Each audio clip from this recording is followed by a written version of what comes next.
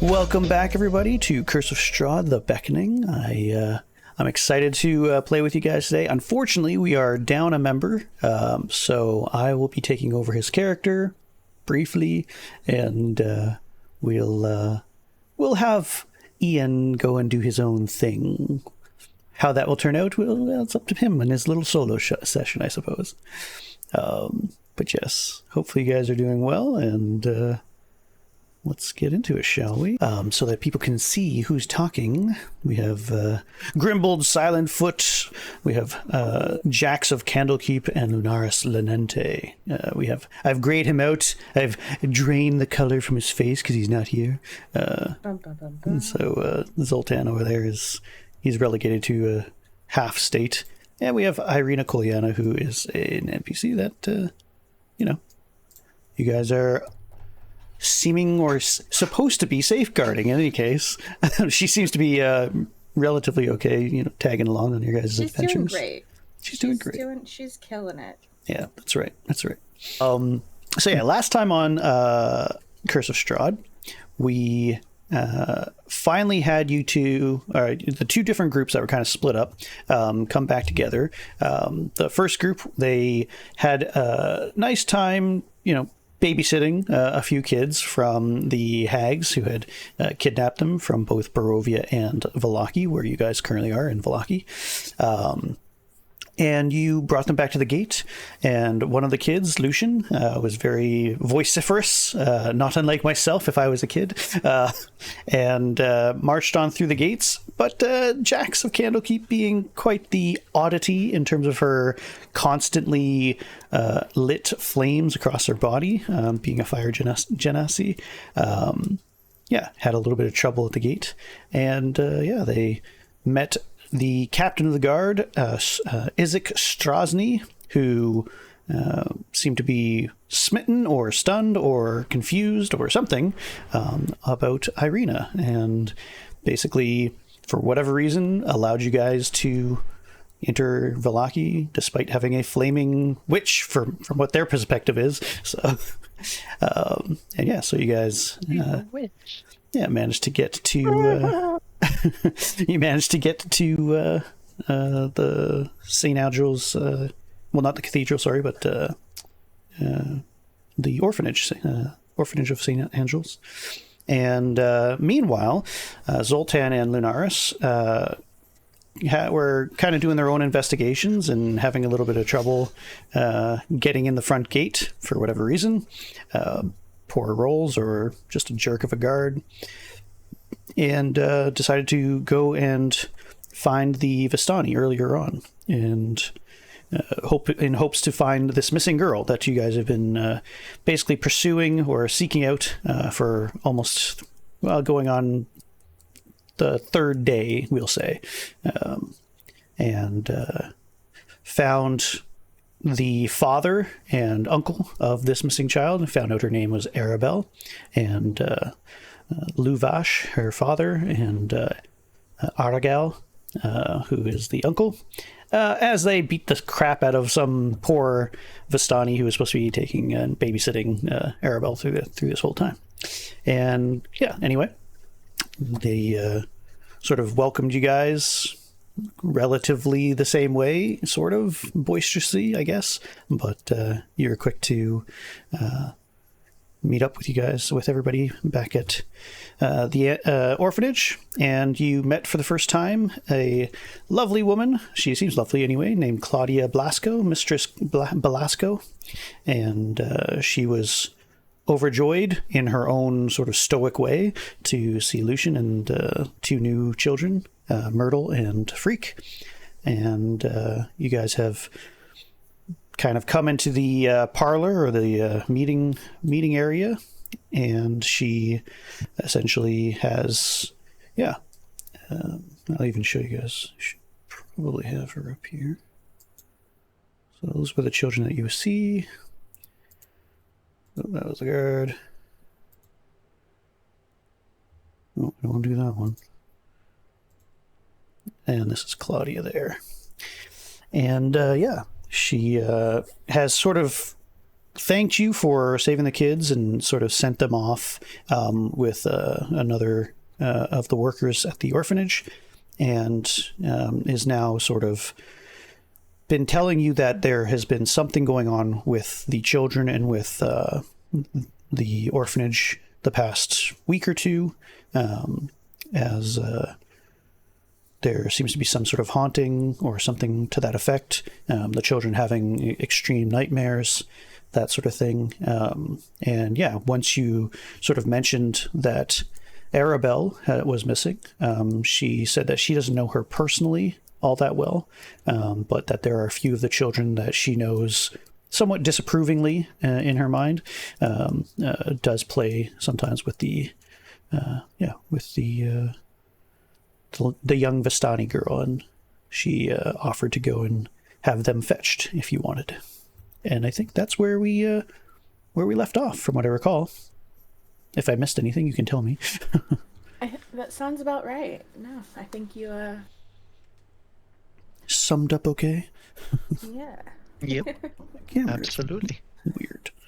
I believe so. Yes, I think we were gonna have her grab the children so that way we could ask. Sounds good. Likely would have gone, or somewhere we can start to Yeah, look for where we clues. can kind of focus our clues, and then our plan was to, after we deal with that, come back and help them with their problem. So. Right. Yeah, and she's more than happy to help. She doesn't. It seems like when she's first told about the Vistani, there's likely a common prejudice that you're catching when it comes to the Vistani and the townsfolk of Vallaki, sort of under her breath. But because it's a child, she's very quick to obviously help, regardless of what their background is. So she calls on another lady. This one is quite young. She may be 20s, so somewhere in early 20s. Very thin, kind of a reed thin girl, who sort of rushes in, and she asks that she go and find Radovan, Mariska, and Milos, and usher them here, please. It takes another 4 or 5 minutes. Did you guys want to ask her anything, or did you want to say anything to her before, as these children are being rounded up, kind of thing? I don't know, nothing in particular. I guess Lunaris is wondering at which angle the sun is in the sky as to determine the time. Should I use survival or? Sure. Yeah, if you want to. Because I don't know what time it is, so. Sure, why not? Go ahead and. I got a 10. 10? Yeah, you think it's probably just before noon sometime. Okay. So it's getting to the high hour anyway. It is a little difficult in general. You're off by an hour thereabouts. So it's either 11 or 1, probably earlier than not. Right. But it's very hard because there's no real, even when you go outside, it's very difficult to find the sun. Right. It's more of an aura of light than there is an actual ball of fire in the sky. So even on the clearest, nicest day, what you see is a very obscured, very distant, kind of suggestion of an orb more than an actual. It's almost like a sundog rather than the sun itself, if that makes sense. So thank you. I appreciate it.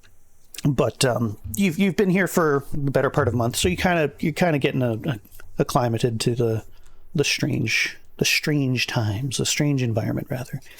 But yeah, what about Grimbold and Jax? Still chicken. Is that a Canadian pronunciation? Acclimatized? Acclimated. I don't know. I thought that was We say weird. acclimated. We say acclimated. Oh.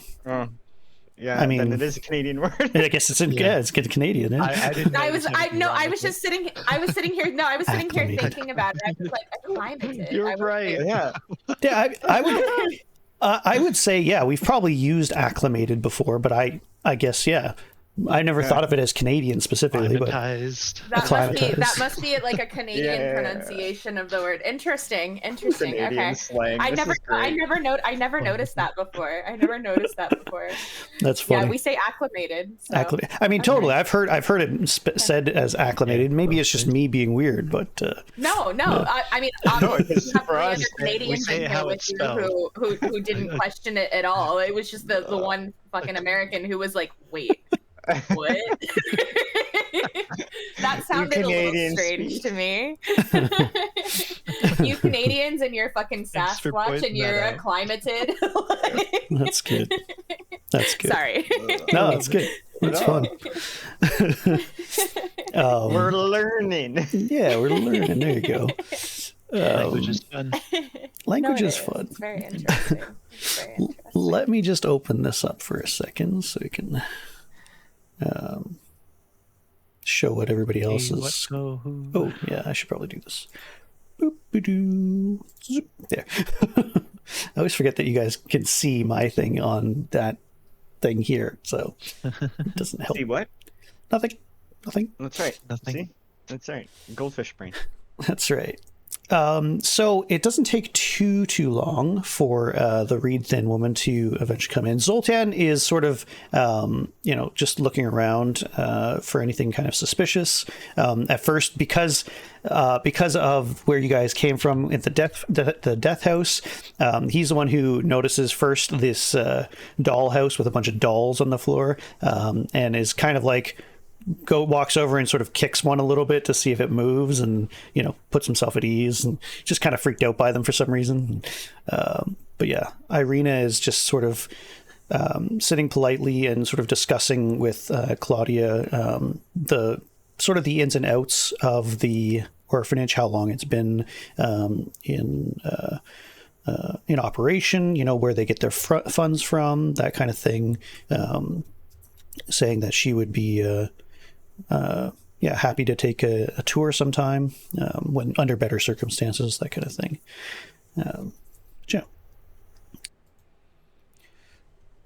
At some point, the young lady eventually comes up with 3 children. There is a sort of red-haired boy who has sort of steel gray eyes that kind of look very dead.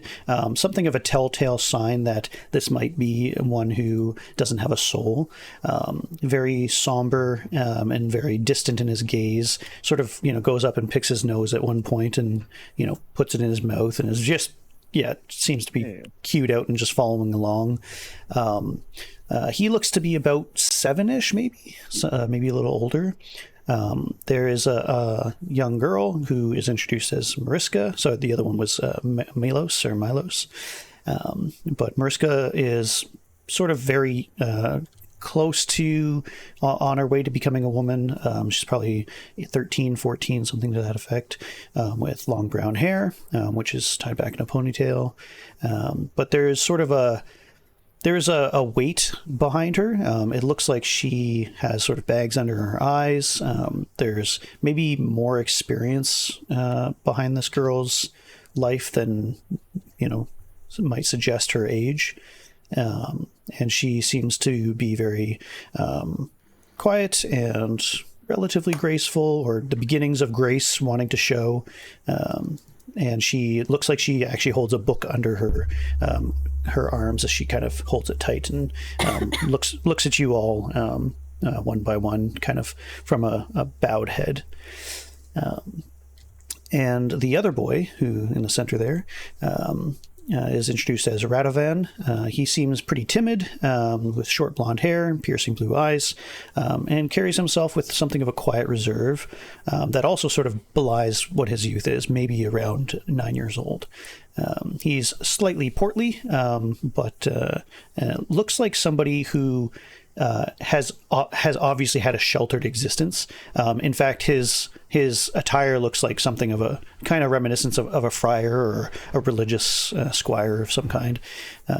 And although his gaze is often downcast, he often, peeks at, he can be caught kind of staring at each one of you, gauging your your adventuring attire and weapons and all that sort of thing. Curious for a young lad. And so Mistress Belasco sort of points to each as they introduces them and explains, now children, these adventurers have come with grave news that a friend of yours, as I understand it, Arabelle, is missing. And they have some questions for you. I expect that each of you answer those questions honestly and forthrightly. Understood? And they kind of all nod in unison, pretty much. Except for Milos, who's like still staring at you like, okay. Not going to get anything out of him. All right. Hey, so I'm Jax. This is Lunaris. And that's Grem. And then, of course, we have Zoltan and Ireena here. Do you guys know anything about where your friend might be? When was the last time you saw her? Sorry, I just introduced everybody to them. No, you're good. No, that's the best way to do it. They each, well, the older boy and girl sort of look at each other kind of back and forth and, kind of shrug, uncertain on what to say. Part of it looks like they're really shy and they're uncertain. The other part is they're a little afraid of you. Just in terms of your demeanor, you look like a much more evil version of Miss Belasco, basically, because you're still on fire, even if it's being relatively hidden. You can tell there's an aura of power from you, and it's a little off-putting at first. Oh, come on. I'm not dangerous. Usually. Don't trust the kids, right? Yeah, I guess Lunaris will sort of step a little closer and be like, it's okay. We're not trying to get you in trouble or anything. We're just very concerned for Arabelle's safety and would like to know about where you usually play with her. We've heard that some children sometimes go to the lake, and that's where we're going to look. But we need to know in an area where she might be. Okay. Are you talking to anybody in particular, or just the group as a whole? I'm just curious.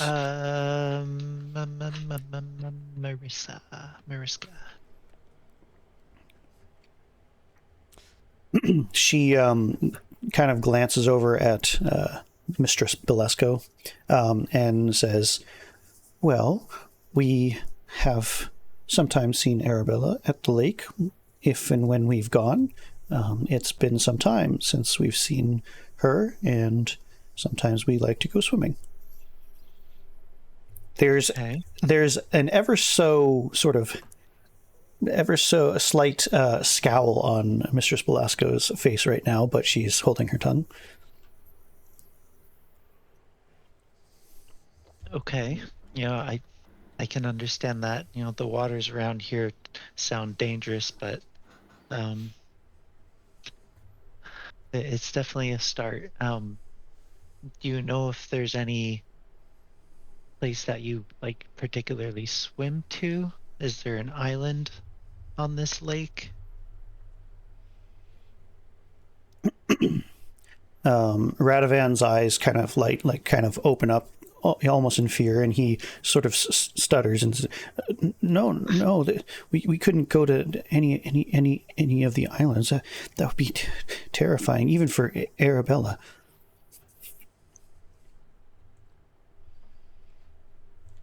Did Arabella ever talk about wanting to go to the islands by chance? Mariska kind of pipes up and says, Arabella talked about doing all sorts of adventures. I never took her too seriously.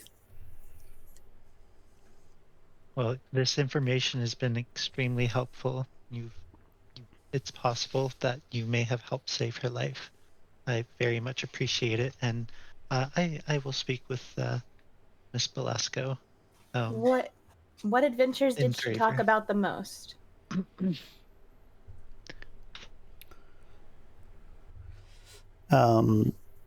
The Radovan basically says, well, she liked to talk about all these wizards in the tower, and thought it would be good fun to be a wizard or a sorceress. I couldn't agree with that, because obviously we worship the Morninglord, and those types, maybe not. So he kind of realizes who he's talking to here, and then instantly shuts down. It's okay. It's okay. I understand. It's okay. It's okay. Yeah, no, that I understand. I understand. Okay. And related to the islands and the water and the lake, what adventures were the most talked about? What was she most excited about? She mentioned it. He mentioned a tower. Is there a tower on the islands somewhere? Oh no, that's just a story that there's supposed to be a wizard's tower, and that once upon a time there was a wizard who went against he who should not be spoken about with some people, and he died, but left a tower behind, and it would be fun to see that sometime. And we don't know that. It's just a story, though. It's just a story. Is basically what Mariska says. Well, do you know which island does everybody think that's on? Oh, we don't think it's on an island. Well, I suppose it could be, but supposedly it's in the west somewhere, in the northwest. Oh, in the northwest. I think, but that's just rumors. Nobody's seen it here, so probably not. Okay, so not near the lake, though. I don't think so. We don't go. We don't go there often. So I wouldn't either. I wouldn't either, especially not with a story like that. I understand. Suddenly, Milos says, "Well, we went yesterday," and the two of them turn to him like mortified, and kind of turn back to you, and then just bow their heads. And Mistress Belasco, she looks like she hasn't changed a shade in terms of her sort of dour sort of look, but there's a small vein on her temple that's kind of suddenly popping out more than it was before. Oh no. Oh no. Oh, well, I'm sure that you were all very safe when you were there, right? Mm-hmm. You made good decisions, so nothing to worry about. What did you see when you were there? Mistress Belasco takes a step forward next to you and glowers basically at the children at this point, and they know that if they don't speak fully and truthfully at this point, that there are going to be problems, and so they kind of sigh, and it is Radovan who's the first to sort of spill the beans, and he explains that they were playing yesterday during the afternoon after their chores and midday meal, that they they went out and played and went swimming with Arabelle. Everybody says that it's dangerous in the lake, but they've never had any problems with it, and they're always very careful to watch out whilst they're swimming. And so they spent their afternoons kind of playing and doing that. And then before dinner time, they started to leave and left Arabelle on the path that splits off from the going south, they went to the east, and Arabelle went further south on a different path. What they presumed essentially was towards the her home in the Vistani encampment. And that was the last time they saw of her, was just before supper yesterday. What was the last thing that she said to you? Do you remember? Just that we should play again soon. Nothing that I can quite remember. Nothing significant. Okay. Great. Thank you. Thank you. This has been really, really helpful. We appreciate you being honest with us. And Can I have lunch now? Milo sort of pops up and just, suddenly the clearest speaking one of all of them has no idea that he's in trouble, has no idea, the severity of what's going on. I think lunch is a great idea, and maybe a little bit of understanding is also a good idea, I say, as I kind of look over at Miss Belasco. Right. I also give puppy eyes to Velasco at the same time. Go ahead and make a persuasion check. At advantage, one of you, if you want to do a help action. So. Here, I have a +6. Do you want? Oh, yeah, you can do it. Go ahead. Yeah, I was actually wanting to do this anyway, the persuasion, because try and keep them from getting in trouble. Yeah. Right. 18 + 6. That's good, because I rolled a 5 + 3. So yeah, that just sort of comes off that like they were honest and truthful, and in truth is salvation. My whole paladin spiel. She takes a deep breath, seemingly swayed, or at least placated at the moment, and says, "I'm sure there will be much understanding. It will go well with them if the young girl is not harmed." Many thanks. And thank you for your time and for allowing us to speak with the children. And we will do our best to find the young girl, and after be back to help you with what we talked about earlier. So she bows, not straight down, but like very low, and seems to sort of say a prayer under her breath and a thank you, that she hopes for your speedy return. She'll also sort of point out on the map, because you guys have one, obviously, what the paths that they're likely talking about. She doesn't go outside of the city walls very often, but they do, in fact, go out for sort of, you could call them field trips, if you will, to different areas with when they have the time or when they have the resources to sort of hire out some of the wolf hunters or some of the guards, right, to protect them as they go out. Yeah. So she's been in that area in the lake, and they have gone swimming before. That it's, it is indeed, more of a fable that the waters are as dangerous as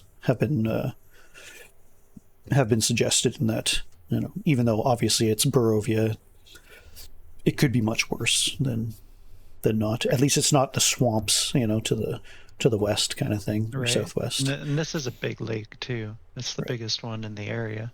So, I mean, if the fishermen can go out there every day to get fish, then the children can swim once in a while. So, is kind of her position.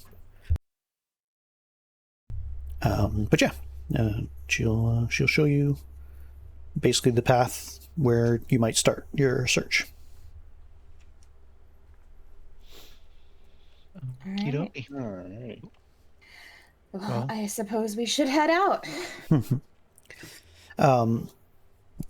Ireena's the first one to not just, she even she seems to be a very personable person, and even though Mistress Belasco is quite rigid and stoic, who, by the way, kind of sends the children off to get their midday meal with the rest of the children as they're kind of winding down. You can hear a few screams and jovial delight upstairs as they're clomping around, and Ireena kind of gives her an actual hug, which is very awkward, especially since she's got a big breastplate on. It's very, strange, but it looked like she really needed it, and so Ireena's the first one to give one.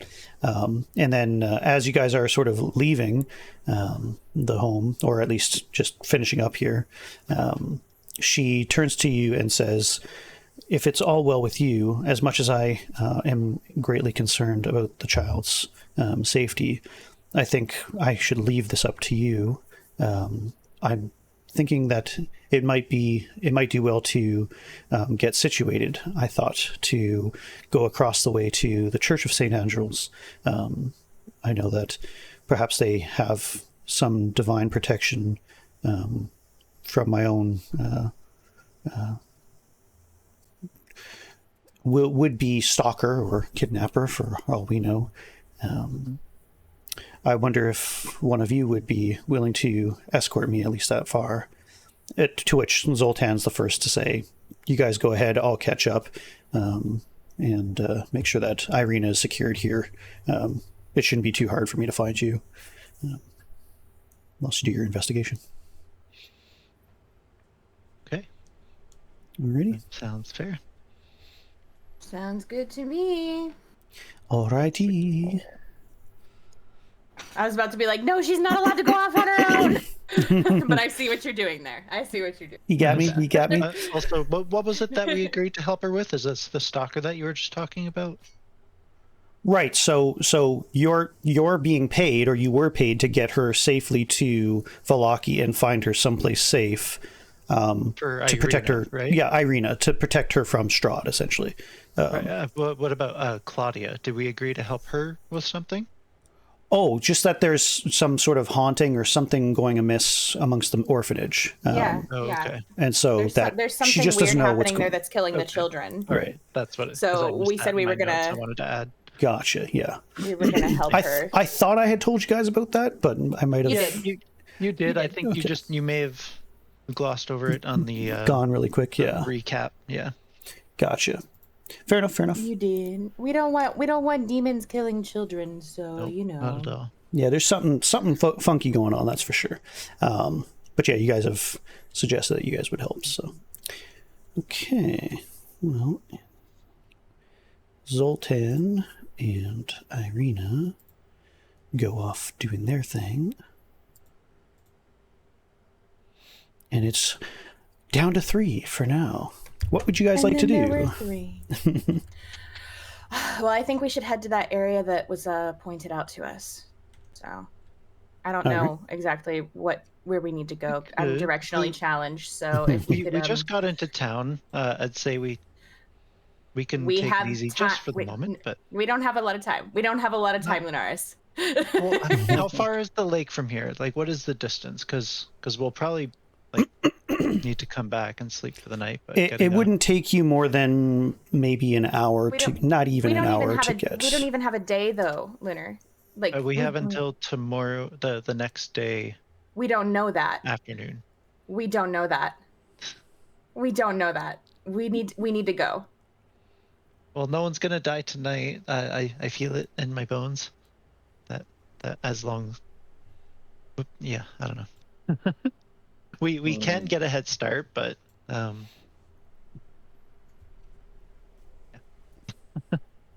I want a shield. I have a couple things to get, so just want to be prepared before we go. That's all. Well, you get your shield. I'm gonna start heading that way. Okay. Grimbold, do you want to go with her? I'll catch up. Sounds good to me. All right, sounds good. So, Lunar, you're looking for a shop, essentially, that would sell a shield. Yep. Just before I do, I was actually I wanted to mention to Grimbald about the telepathic thing. I can't remember if I know that or not, or out of character, I'm letting Sean know.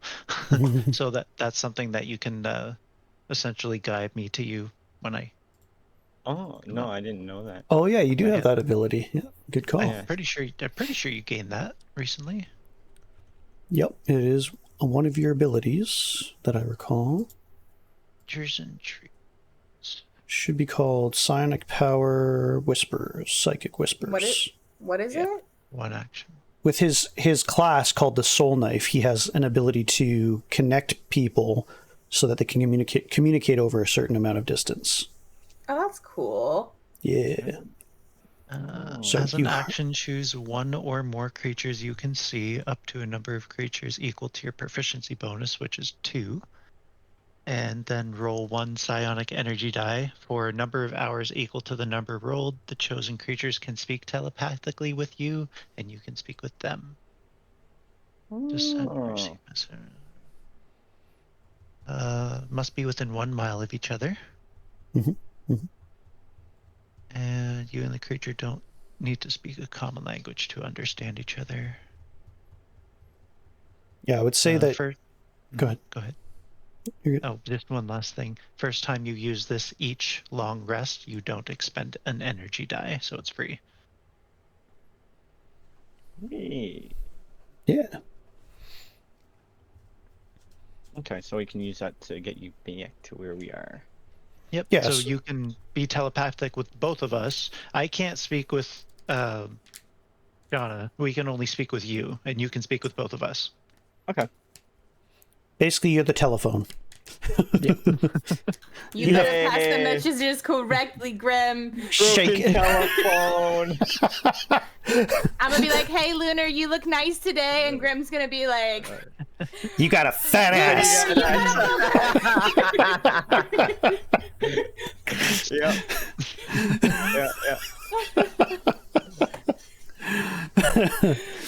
All right. So are you performing this ability, Sean? And Yeah, we can do that. Yep. So it's a 1d6. yeah, go ahead. 1d6. Okay, where? That'll be how many hours you. Don't roll a 1. That's all. Just roll one. Okay. Just roll. 1d6. 5. There you go. 5. That's Sweet. pretty good. So for 5 hours, at your behest, you can communicate, and they with you. Basically, all. It's how many people did you say it was? 2 people. Okay, 2 people. I couldn't remember if it was 2 or not. It's equal to the proficiency bonus, and we currently have 2. Fair enough. Okay, so yeah, you can talk with Lunar and Jax at basically about a mile. So you will be testing that out today. Very nice. All right. I will. Let's do Lunar first. Just to. Yeah, y'all are just walking anyway. Because you're going to be walking for a while. I'll just say it's probably about a mile that you go north to where the river or the lake actually is, and your journey isn't really all that eventful. It's a surprisingly clear, quote unquote, day today. That is to say that it's mostly just foggy. There's no pouring rain or anything like that. So your journey is pretty swift. You do notice that at this hour the traffic seems to be a lot lower, save for right in the immediate area of the town, where farmers and tradesmen and such are kind of milling about or going back to the town from whatever they were doing, whether that was cutting trees or hunting during the morning, whatever they were doing. So it takes you, it's probably not even, I would even say, maybe 20 minutes, 30 minutes, not even, to actually get to the spot where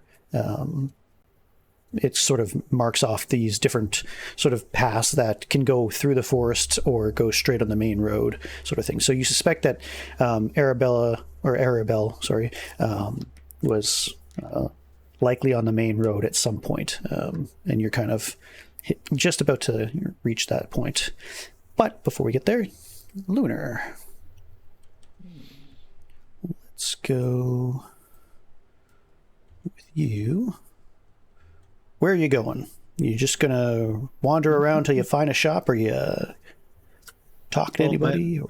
Maybe I'll ask Claudia if she knows where the blacksmith is. Certainly. There is Thimdall's Armaments. They are located... let me think. I don't go there very, very often myself, but it's very close to the... here we go. Other side of town. Just across from the town square, just as you're coming in. You might have caught a glimpse of it when you're on your way. Oh, right. Okay, thank you so much for reminding me. I'll go ahead and head off this way, and we'll see you again here soon. Good day. The Morninglord's blessings to you. And she goes back inside to attempt not to rage all over 3 little children. Keeping your words in mind. Yeah. All right. It takes you, about 10 minutes, not even, to get across town. You're just to kind of reiterate the feeling of this town. It gives you an actual sense of hope initially, because despite the dourness of Barovia thus far, particularly the village of Barovia and the different things you've seen, these people seem to be surprisingly industrious. They're all very, at least they seem to be very polite, and they're maybe a little bit more shocked at who you are and how you look. You catch, when you look behind you for a second, you see sort of a couple of necks careening towards you, because you're not only just relatively attractive physically, but you're obviously a knight of some kind, and you don't see many of your types around here. I'm a bit out of place. Yeah. Too shiny for this area. But yeah, so there's initial sort of shock, or focus upon you, but as even those who aren't sort of around you, there's an orderliness to this town. There's a prompt coming and going. You see a lot of posters being taken down and new ones being put up about the Feast of St. Andral coming up, and overall it seems surprisingly pleasant, or at least an attempt to be pleasant around here. But after you come to the blacksmith, it is a very wide, large, almost like a barn, or like a stable, is the way it's set up, the building. And you see a grizzled veteran of some kind, who is busily pounding away on a piece of steel that he's tempering in a forge. And the closer you get, you realize that he is clearly blind in one eye, and you think, as he looks up to you, squinting at you, that he's possibly blind in the other eye as well, although it doesn't have a characteristic claw mark down his other side. But there's sort of a whitening in his pupil. And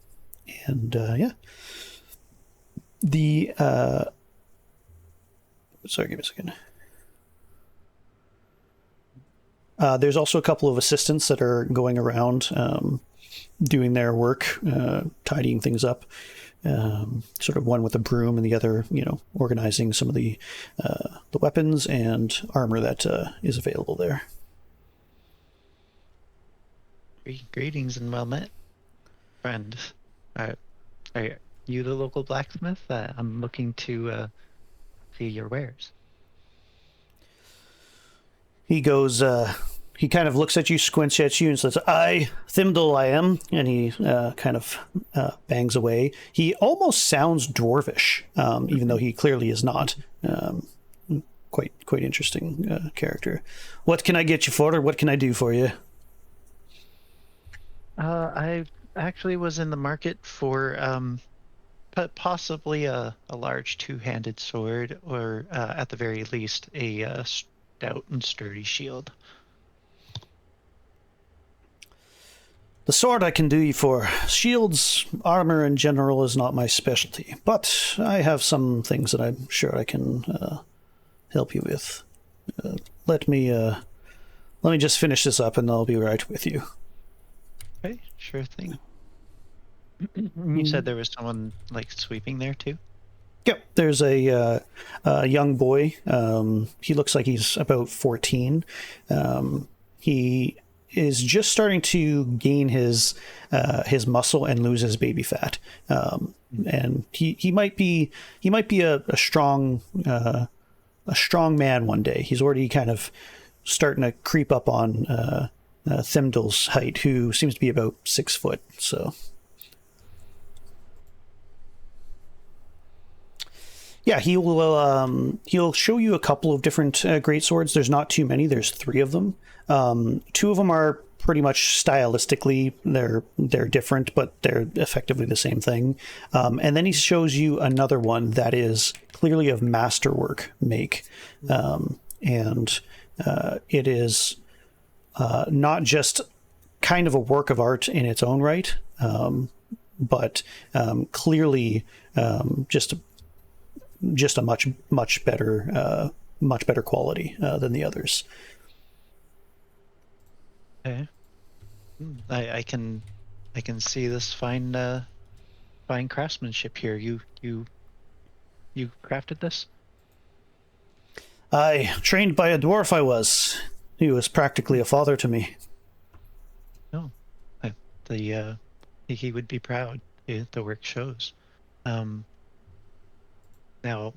I may be a bit short on coin quite at the moment, but I suspect I'll be in the area for quite some time. I'm obviously not of this area, though you may not. I'm not sure if you could tell or not.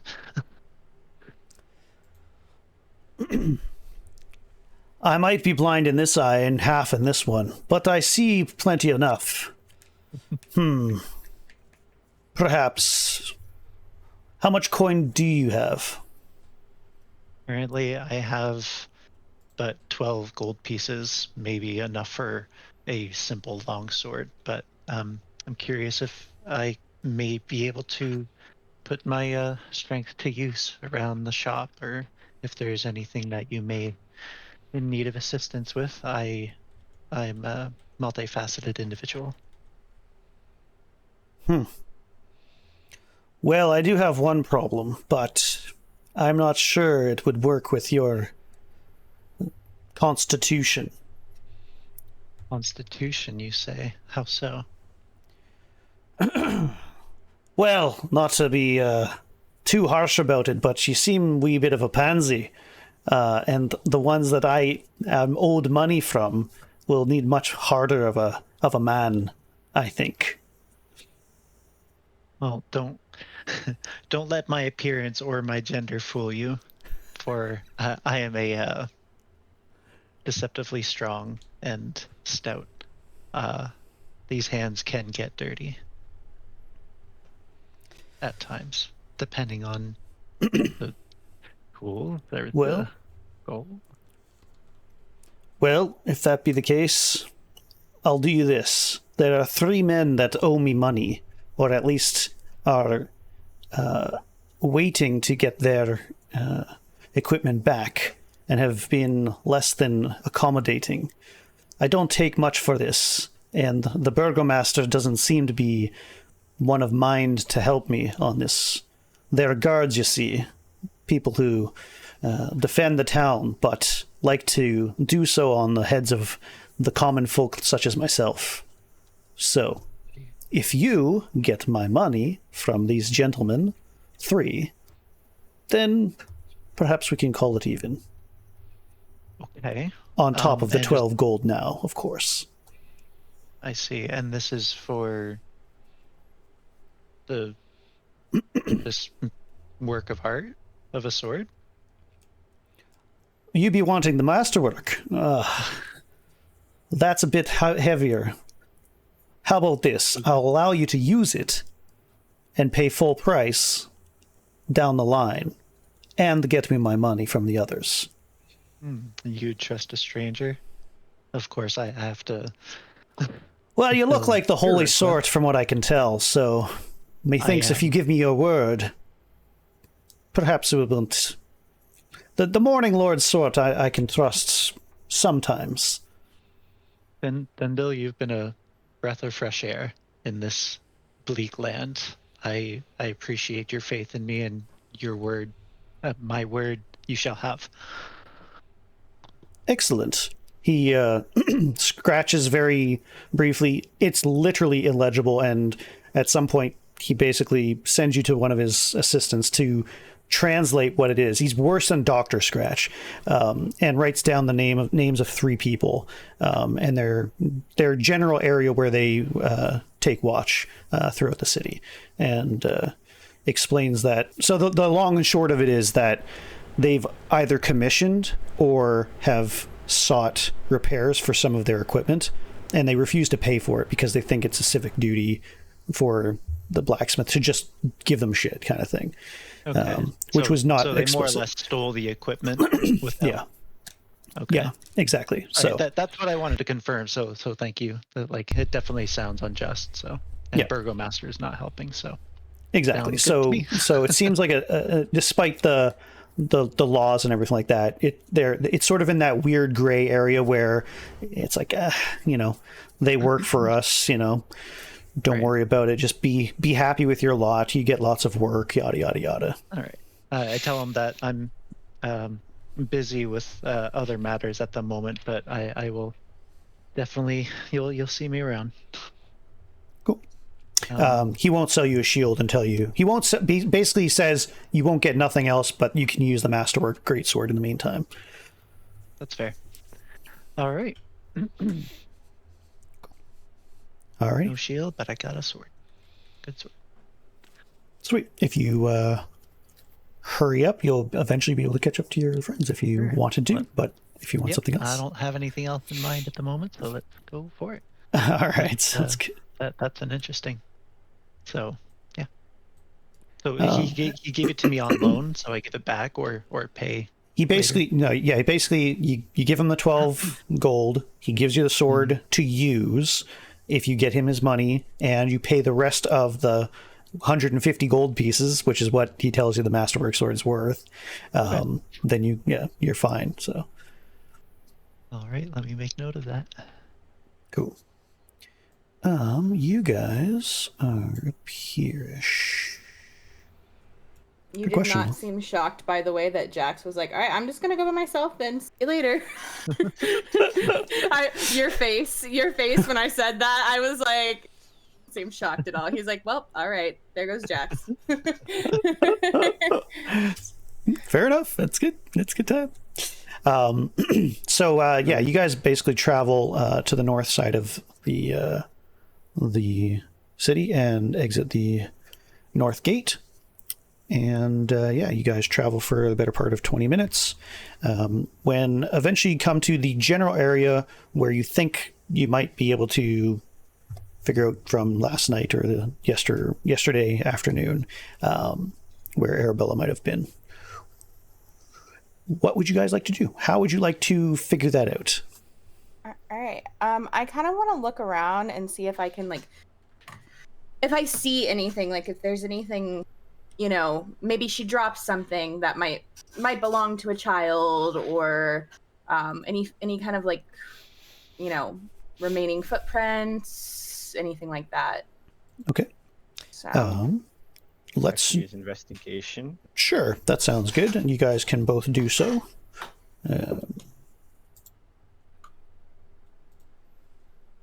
16. Okay. Same thing. Sweet. Yeah, so Oh, it that's takes funny. it takes you guys a little bit. Like there's clearly a lot of traffic on the main road. What you realize, and just to, not that this is to scale or anything like that, because I don't have a map up here yet. But in this, as the road kind of goes down south, there's a few trails that kind of keel off into the west, sort of thing. And there's a lot of traffic at first that sort of, it's virtually impossible to distinguish, child, man, fisherman, anything like that. But there's a couple of trails that you decide to follow up on, and it takes you the better part of an hour to kind of go through all these different trails. And by that point, we'll say let Lunar kind of, catches you or sees you on the horizon type of thing.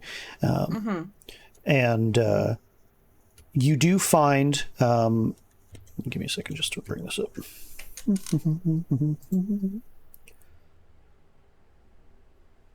Please don't be a broom. Please don't be a broom. Please don't be a broom. You do find a child's shoe, and a little bit down from that out into the woods itself. You just, as you're kind of following the trail and everything like that, you actually find some blood as well. Are there any other footsteps around where the child's shoe is? Yes. So it looks like, from what you kind of piece together, you guys kind of doing it together at this point, you kind of feel that somebody of light foot ran into the forest, somebody who had a lot more weight based on some of the imprints on some of the foliage and the mud that's sort of often on the the sides of the road or on the trails and everything like that, was in pursuit based on the stride. It wasn't just like I'm following you. It's clearly somebody running after this other smaller person. And it looks that the blood is on a tree trunk. You can't tell if that was used as a weapon or anything like that based on your rolls. But it looks like a log that's on the ground has a significant amount of blood. Not like enough to be bled out or anything like that, but that's likely where something bad happened to somebody. So now, whether that is a child or not, it remains to be seen. So. But we do have the shoe. We do have the shoe. That's right.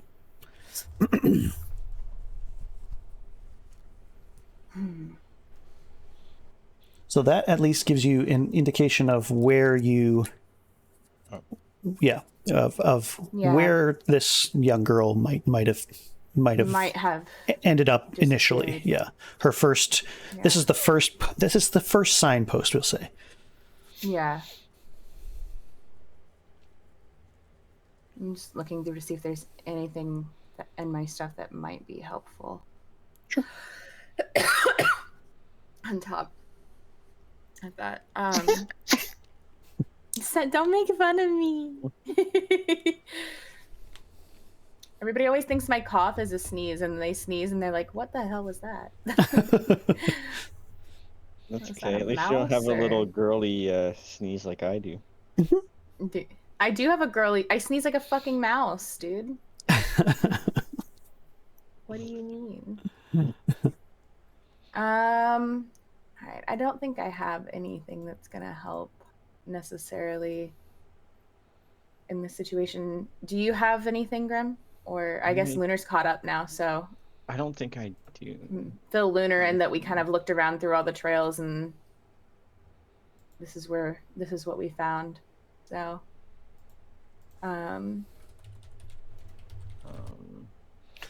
Well, you can let's list what you have so far. So you have blood, you have a shoe, you have a few hints in terms of at least direction of where stuff went down.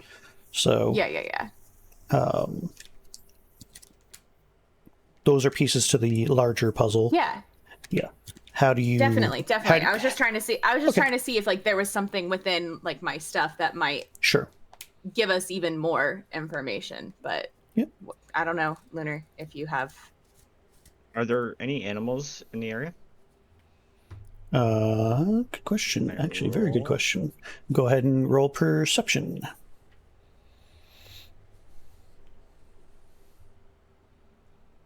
I don't know if Lunar is muted or. I don't know either. Sorry, I'm here. You got to remember, Zell. I used to literally be a detective. I used to work as a detective. Yeah, fair enough. For the public defender. So Yep. I'm like, all right, like what can I do here? Yeah, you're good. You're good. I was an investigator. That's good. That's good. All right, so I did catch up there now. Yeah. You're caught up. We told you like we basically like found all these trails and looked around. This one trail that we're kind of like looking at right now, we found a kid's shoe. There's some blood. We kind of have an idea of what direction possibly we might be going. Grim's trying to see if there's any animals around. I think Grim might be possibly trying to talk to some animals. We're trying to see if we have anything else that we can draw upon to see if there's any more information we can gather before we continue on this direction. Because I don't want us to like fully go no worries. somewhere blind. You know what I mean? I can take a look around. Yeah. I don't. I mean, I could use my defined sense, but unless they're like within even eyesight, I can't even really detect much more. What was your roll, by the way? 22. 22. That's very good. What was that, investigation? 22 For Perception. For perception. Oh, perception. Yeah, to see if I can see any animals. Yes, you do. Creatures, I guess. You see a smattering of different things. Some birds, some. You catch a couple of squirrels and a rabbit in the area. So there's a significant amount of animal activity. Something that really stands out, though, is a raven that has a blue feather, telltale blue feather.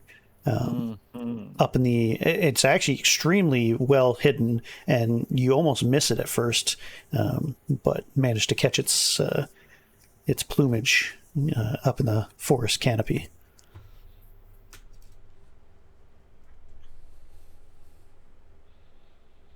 All right. I guess it would be wise to use my psychic whisper on a squirrel and on one of the birds flying around, not the raven. Can you talk to animals? You know, that's actually that's a really good question. Now that you say that, I have to know. I remember we did it before. With it says you don't need to. You and the creature don't need to speak a common language to understand each other. Right. And there's nothing to say about having like you have to spend the die since you're using it a second time. Yes. How many die do you have? Where is that going to be? I think it was 4. 4. Yep. Okay. Fascinating. Yeah, I guess no. I mean, as written, it seems like it's. Yeah, you're right. It's reasonable to talk to an animal this way. Interesting. And there's nothing. Wait, hold up. Actually, because it actually said you might have to disconnect from one of us to connect to a bird. But you would definitely have to. Yeah, you would definitely have to. But we're all together now, though. So. Yeah, exactly. Cool. Yeah. All right. I'll let you do that. If you want to maybe stay connected to one of us, just in case. Well, he only gets to do 2.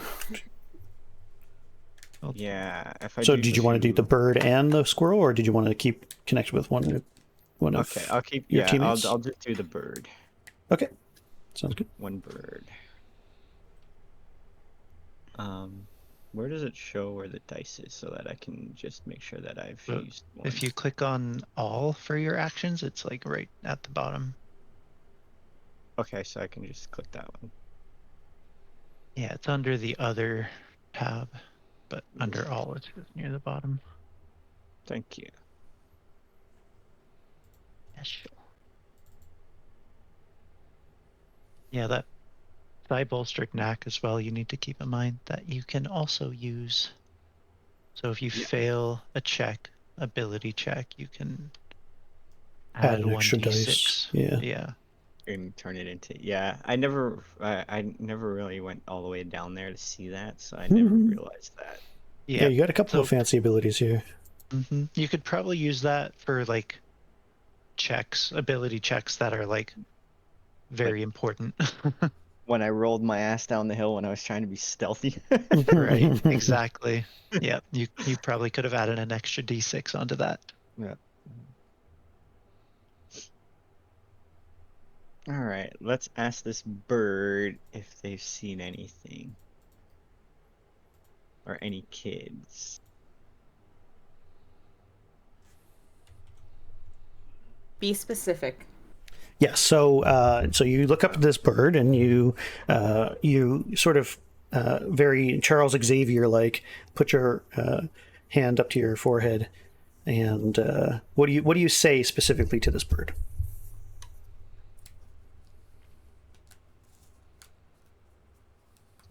Hmm.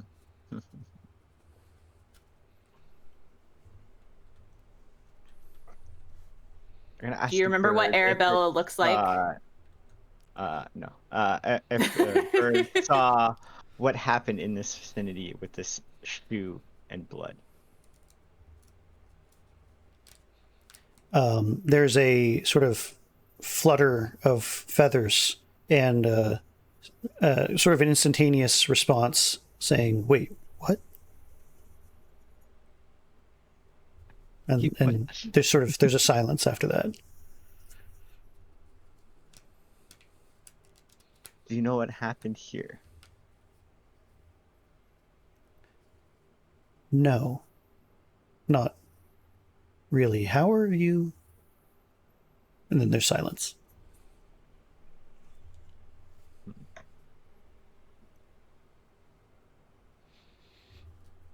Sean, you're talking to a bird that's not used to talking to you.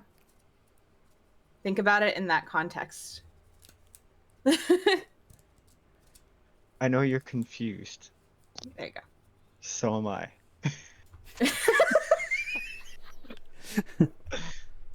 Well, I suppose that makes two of us. Can you read my mind? Give me an insight roll there, Sean. While this is happening, does Grim just kind of look like he's trying to poop?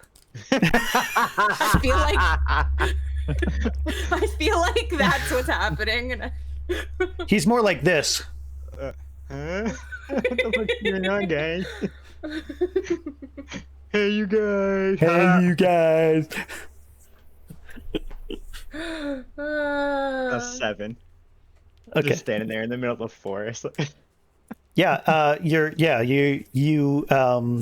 are slightly more in tuned here than Milos was with the conversation that you had before. So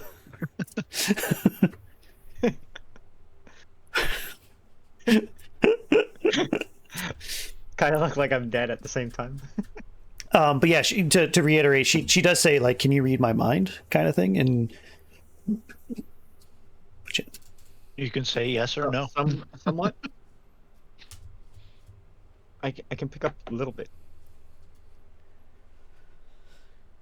okay, bye. And she flutters off. She goes east. I got nothing, guys. Sorry. I love it. I love it. Grim. I love it. What are we gonna do with you? I tried and kicked the rock. No, it was good. It was good. It was good. It was good. Sorry, did you say you were doing to the squirrel too, or? No, because I kept the connection with a team. Gotcha. Okay. We'll Who'd you switch keep? tracks.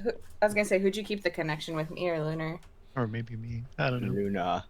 I'm more likely to go off on my own compared to like I assume you two probably Maybe. stick together. Lunar, did you say you're going to do something in particular? I can use a divine sense, but I don't expect anything. Well, I'll say this. You guys have found the starting point. What would you like to try and continue from here? I mean, I guess go in the direction that everything seemed like it was pointing to. All right. Do you want to do like Which I can't tell where that is from Sure. where we are. Sure, you can. Yeah, you can do another investigation check to try and figure out. Okay, from here, what goes down? Okay. Let's do that. Let's do that. I got a 19 this time. All right. Got less than that. Like a lot less. It's good. It's good. So there clearly was a struggle of some kind. Sorry, Grim, did you roll as well? I did. It was a 14, so it's Okay, fair enough.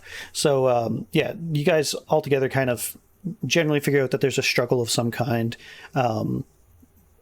in this particular area.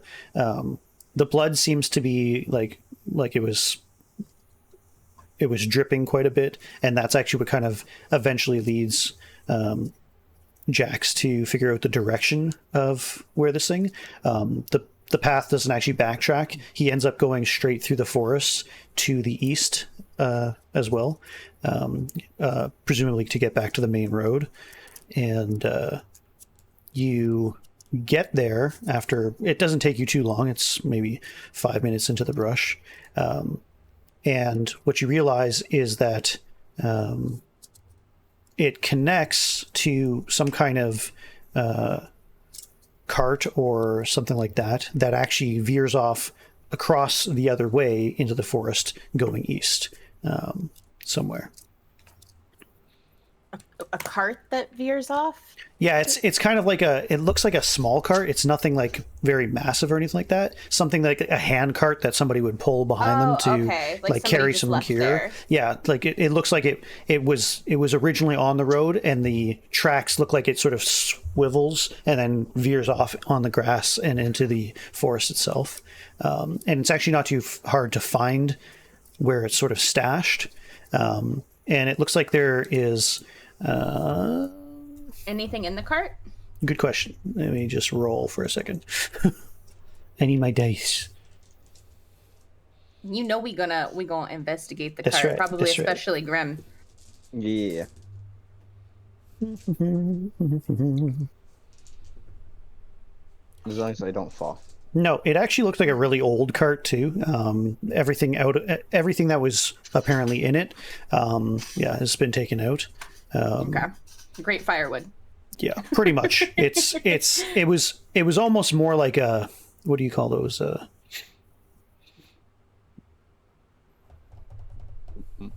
Wheelbarrow? Yeah, kind of. Yeah, it's.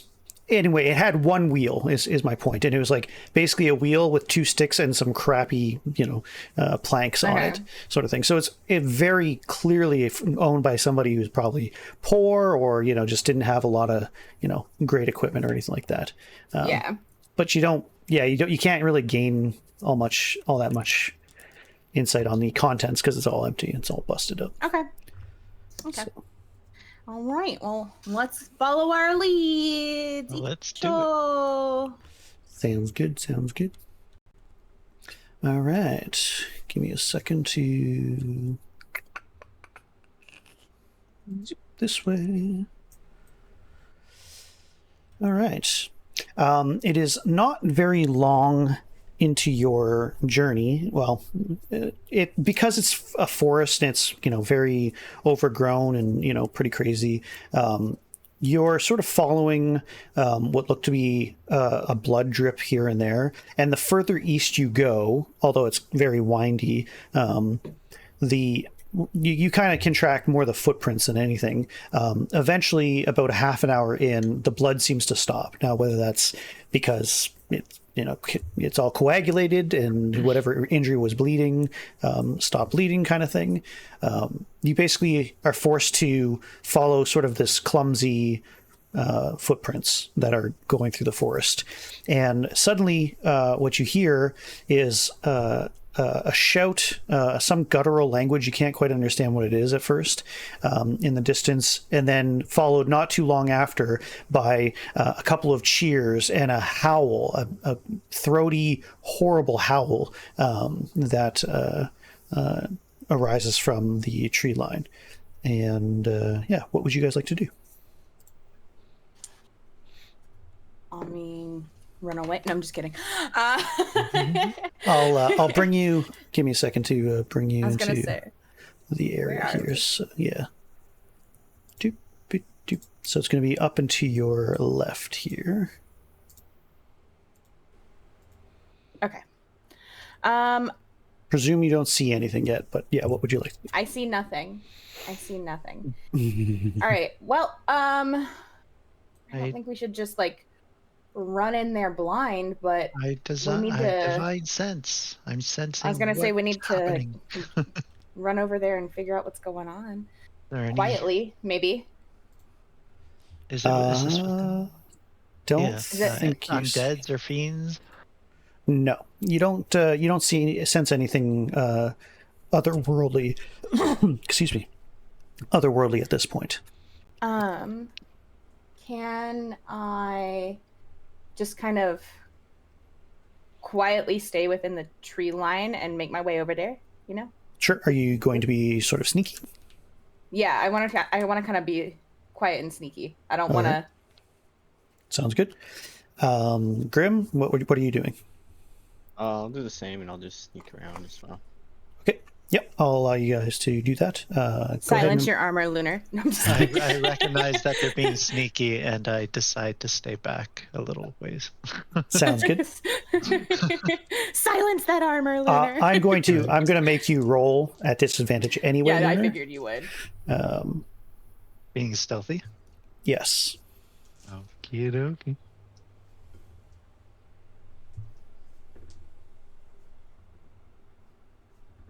You mean Lunar doesn't have quiet armor? Oh my god. 25. I just noticed that. That was awesome. Awesome roll. Okay, you can position, Grim, you can position yourself anywhere you want within the forest or tree line. Okay. Which thing am I rolling under? What is it for? It's under stealth at the bottom. Yeah. Stealth? Okay. I got 15. 15? Okay. Sounds good. And Lunar? Are you telling me I can't use my higher one?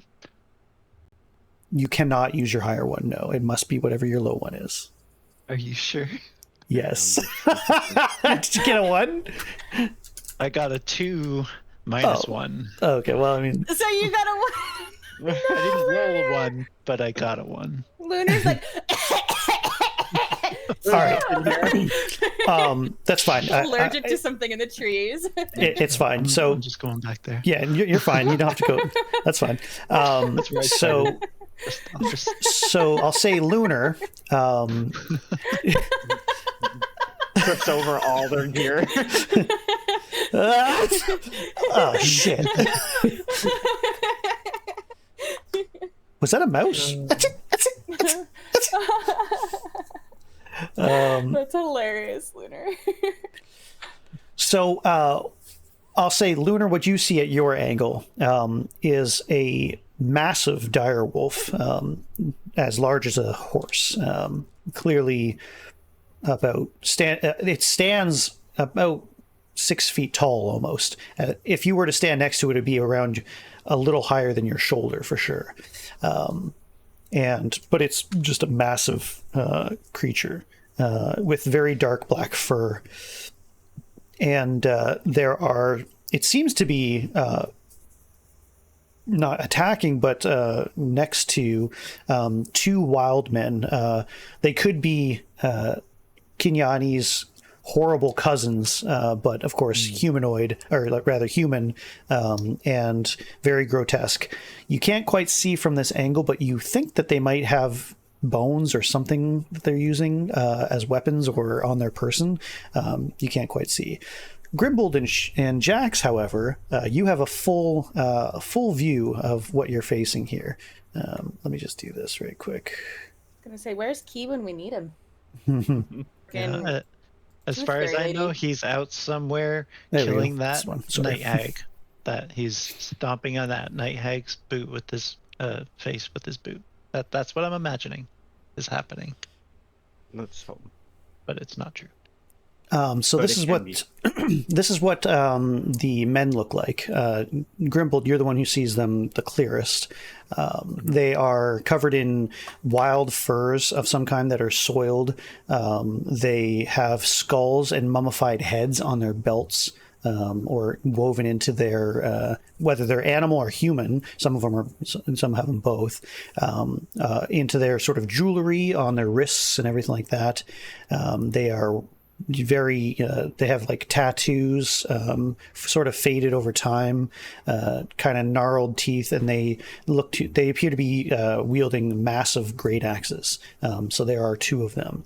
You also see that wolf, but Shanna is also able to see that they appear to be laughing and howling in celebration as they have a net that seems to have caught a woman who is stark naked, and they Keep are it in your pants, Grim. they are Sweet. busily beating her ruthlessly, stomping on her, and at some point one of the men, the closest of the men, seems to kneel down. They wear sort of kilts of sorts, and positions themselves behind this woman, whilst the other one sort of jostles for a similar position. The wolf, meanwhile, seems to lick at the sweat and the blood on the woman, growling and in anticipation of getting a new meal, apparently. And But- since I'm connected to Lunar, I can silently say what's going on to Lunar. Yeah. You can. Yep. Good call. That sounds like a good idea. So I'll tell you exactly what I'm not seeing even gonna and think be twice when prepared I for a see fight. this. I'm throwing a chaos bolt at the fucking wolf. We're taking the wolf out first. Okay. The wolf is going down. Sounds good. My bow is ready. Actually, wait. Can I control my flaming spear enough to just flaming spear it and not hit the lady? Can I? Am I in enough Yep. control of Yeah, that? absolutely. Yep. Okay, I want to do that. I want to flaming sphere it and like pew pew pew, and the sphere just kind of. Yeah, you can position it and kind of drag it along this. Yeah, that's what I would like to do. Yeah. That's what I would like to do. Sounds good. Let me just. Okay, so it's when they end their turn. Within 5 feet of it, then Within 5 they foot. take the damage. Right. So basically, you do have to ram somebody in order to do the damage. Is Okay. my understanding then. So. Okay. But yeah, still, sounds good. Let me do a little. All right, I'm gonna cast that shit. Sounds good. Let me just do this for a moment. So it says That's the- really big. What's that? Yeah, it says where is it? Ignites flammable objects not being worn or carried. So does that mean the grass? Yes, Oh. it does. Potentially. Like they might be able to just jump over it because it's not like a flaming wall or anything. It's just like scorched area on the ground. Right, yeah. I Which, mean, it depends on how tall the grass is too, though. So. Right, exactly. I mean, it's not a dry forest by any means, so it's going to take a while. Yeah, if you just had that misty. sitting there, next to a tree, after a while it would light up and evaporate. So it's not going to be like all of a I'm sudden not you're in a throwing forest it into fire. the trees, so. Yeah, I'm not going to say you're in a forest fire or anything right away. So right. based on where you are, who are you attacking? Like, which one are you smashing into? I'm kind of want to make sure it smashes like right into the wolf as its final blow, but Sure. my goal is to have it hit between the two of the like the wolf and the, I think Berserker 2 is what that says. I'm Yep. not zoomed in very far. Yep. Oh, yeah. Okay. Okay, no, sounds good. So you summon this ball of fire and send it careening into the backside of this dire wolf, who is completely unaware, is only sort of tipped off that something is wrong when it hears some sort of whispering, too focused on its next meal. And it will try and roll. You can also probably switch the screen to the owl bear. Thank you. Yep. Appreciate that. All right. I'm not even in sight. Nope. I figured doing it this way, challenged. like, this gives us, what is it called, opportunity?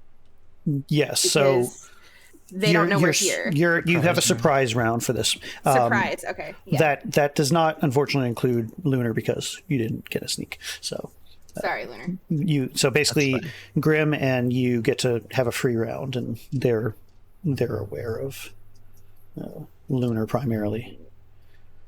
Okay. He did, unfortunately, make his save. In fact, he got a critical. Not that you can crit on saves. So he only takes the 1d6 damage, I believe. So, or half of 2d6, whatever it is. I rolled a 6. Still took 6 damage. Perfect. 6 damage.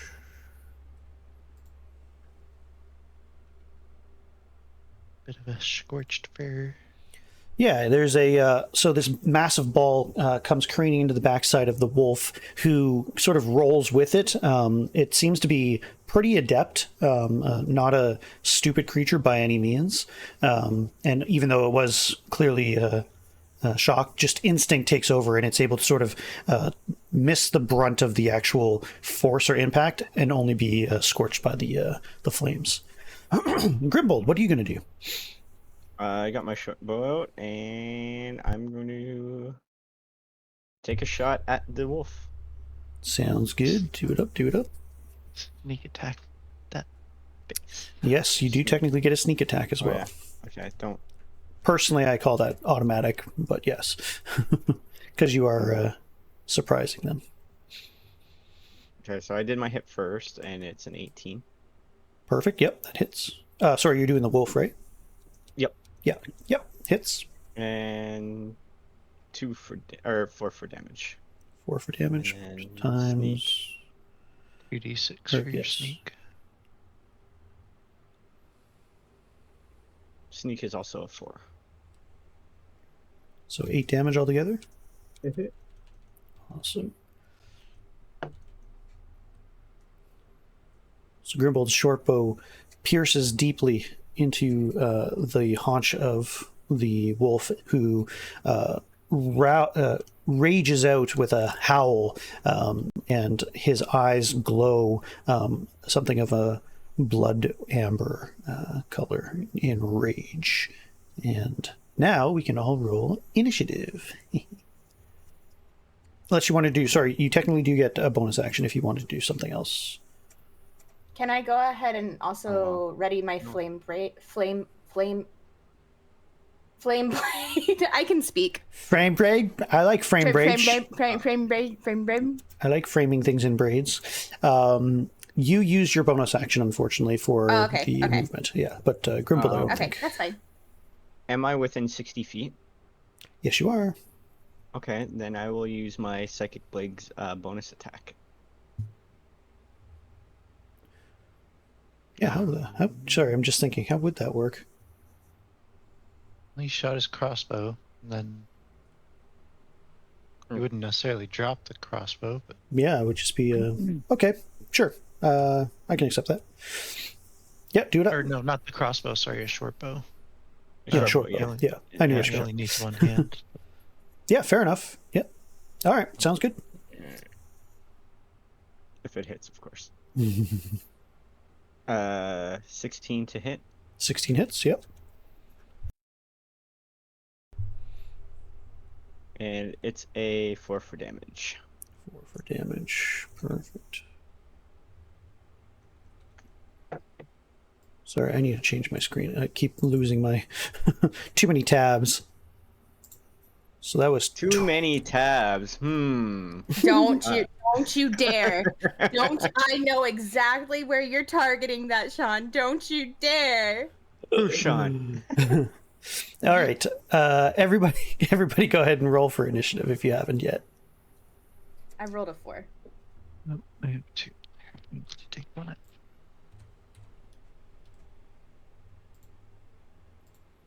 You rolled a 4. 10. 10 for Lunar.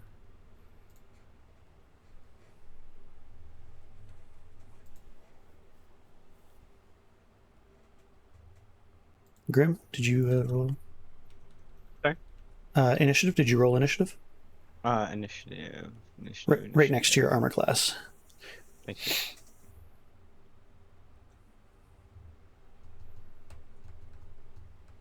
$20. Damn. Okay. Grimbald's on top tonight. I guess so. And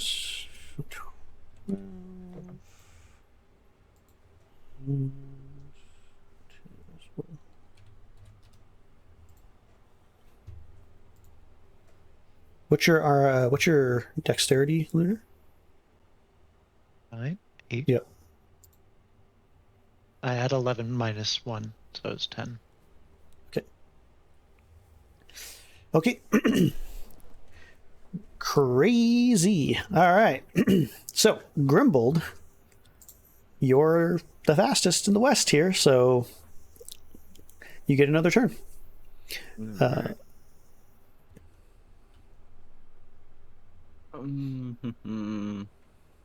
I guess since they're there, I'll just do another second blades attack. Sounds good.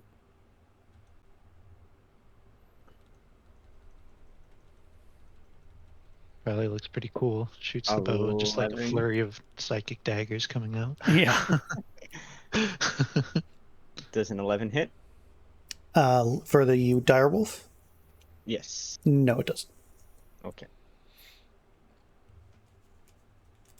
And I guess for bonus, can I just hide? You can use your bonus action to hide, yep, if you want to. I will use my bonus action to hide. Bad. Can Good idea. can Yeah. you? Well, he has cunning action, so you Yep. can take a bonus action that's on each right. of your turns to. Yeah. Yeah. So, yeah, good call. Good call. The wolf, seeing finally where this, these projectiles are coming from, dodges deftly, but somehow, loses. Well, actually, I guess you have to roll your stealth to see my if you stealth, hide. yes. Yeah, Stealth see if you versus actually- perception, yeah, right? yeah. 25. Oh, jeez. I didn't even want to roll. Was that a crit? No. Almost that was a 19. It's Yeah. like, Got a +6 to his dex. yeah, seeing these Yeah. projectiles, Stuff. feeling the first one, feeling the second one, thinks the wolf, like being super keen, ears, air, everything like that, sees the second or the third projectile come by, dodges, but suddenly, because it dodged, totally loses you in the woods and growls deeply. You can even feel it from where you are, this thunder of hatred for whoever you are that would have attacked it. It notices that Jax, however, is not so well hidden and howls as it tears off instantly, kicking up sticks and mud and grass as it pounces into the forest after Jax, who whacked it on its butt and seeks to chomp down. Going to town. Who says I'm not well hidden? Don't Well- know that. It's kind of like, Shavo Magia Wacha. It's like all of a sudden, yeah, wolf sees you. You don't know that. Come on. Also, do you want to update the initiative on Albert? Oh, I can, yep, if you want. Doop-a-doo, doop-a-doo. Can I? How do I do? Oh, how do I? Why is it like that? Yeah, I don't know. It's fine. I have it. All right. I have it on mine. It's not a big deal. I'll tell you. I'll tell you who's up. I've got it. It's fine. I've got it. I'm using the encounter builder on D&D Beyond, so it's got all the sheets and everything ready for me. Right. So big leap. Teeth first. Does a shit? Oh wait, actually. No, never mind. But because you're in the forest and everything like that, it kind of gets a twig in the eye and it throws off its bite and it snaps its jaw just inches in front of you. Saliva sort of drooling all over the place. Clearly enraged, but it doesn't hit you. The barbarians, on the other hand, also get to go first. So... They rolled, I didn't roll very high on my Yeah, they rolled better initiative, than everybody except for Grim. So, I assume the wolf moved. yes, thank you. Sorry. So, Wolf. I got it. Grim, Yeah. you might have fucked Squishy Jax over by hiding. I think yours is bugged, so Just let go? I oh Because we're both controlling at the same time. I see. Oh, that's weird. Not keen on having their butts, roasted here. They also Just a little decide to... toasted, you know. Let me just quickly... No, they don't have a clue where Grimbold is either. But one of them sees Lunar. 1, 2, 3, 4, 5, 6, 7, 8, 9, 10, 12. Oh, are they dashing to me? Yeah. And Bring it. screeches horribly in some guttural language that may be common at some level, but is not so. It's not one that any of us understand. That's right, yeah. The new two-handed sword ready, though I couldn't ready in action because I... Well, he has enough movement to get to you, but that's unfortunately all he can do at that moment. Still prevents me from going to protect Jax. That's unfortunate. Yeah, which the other barbarian, 1, 2, 3, 4, 5, 6, is able to get in range. And screams some sort of battle cry as a massive great axe comes chopping down through the first parts of the forest at you, Jax.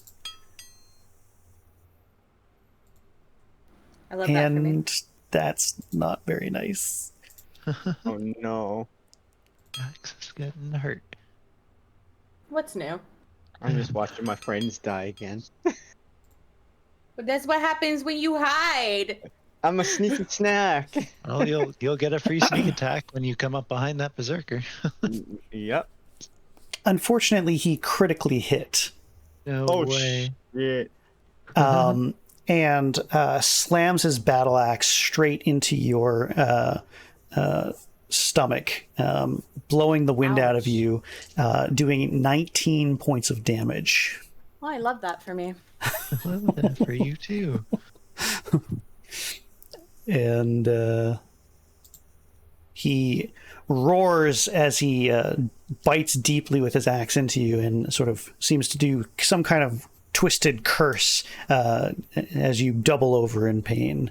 Lunaris, Lenente, it is your turn. Okie. Well, let's try and make good work of this and definitely work my way around him while... Did we save our game slicing before him. this battle? I love it. I love it. Can you tell I've been Alright. playing too much Baldur's Gate? It's true. It's true. It is a problem. As far as this greatsword, I have a feeling it's just to the 2 hit that it adds the plus, because it's not a magical weapon. Pretty sure magical weapons are for damage, but there's no rules in the book about masterwork weapons, only silverwork. Let me double check here.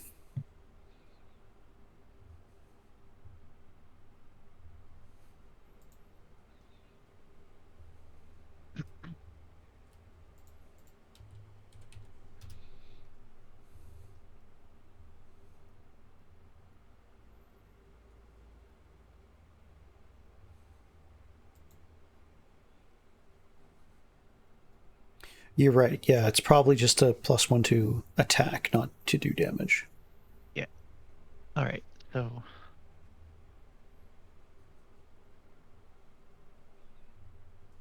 flip around and 17 plus 5, 22. 22 definitely hits.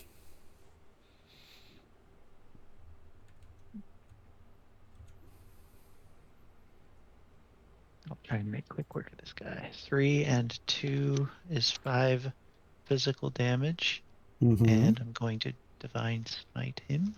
All right. Boo.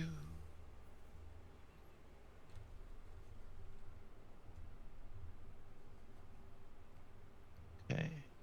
Special attack, spend spell slot, deal 2d8 radiant, and he's not undead. Not undead, no. Oh, okay. And 8 and 8. Oh, I'm missing a d8. Oh, no, there it is.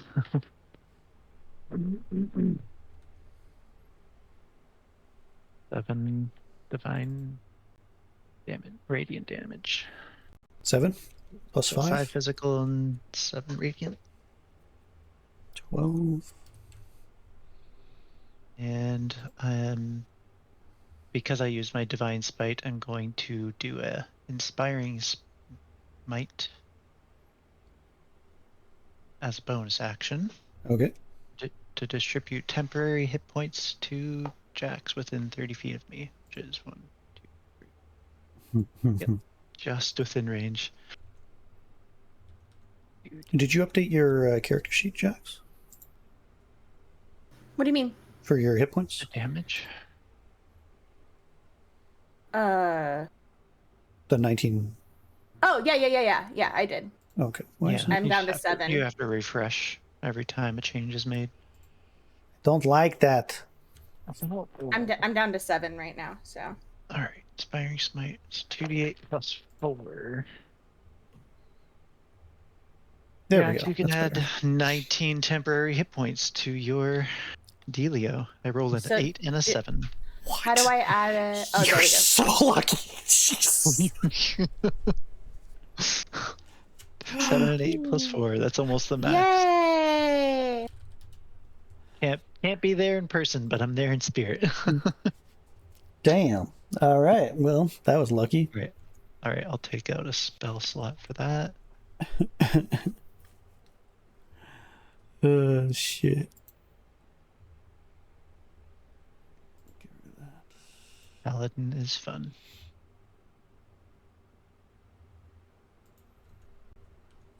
All right. That's your turn. Yeah, that's my turn.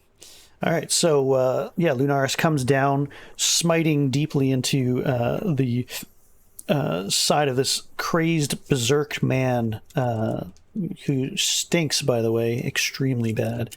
As he runs right into you, you kind of meet him with your is it greatsword you're using? Yeah, it's that great sword that I just got.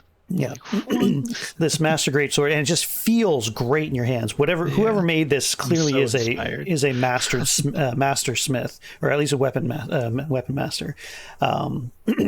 And you reach out your hand and send out this energy. Inspiring smite. Yeah. As I smited this guy, I inspired Jax. Yeah, the overflow of your celestial energy hits Jax, making their wounds seem relatively trivial all of a sudden, as she is able to stand up in virtually full health, or at least what she feels at the moment is full health.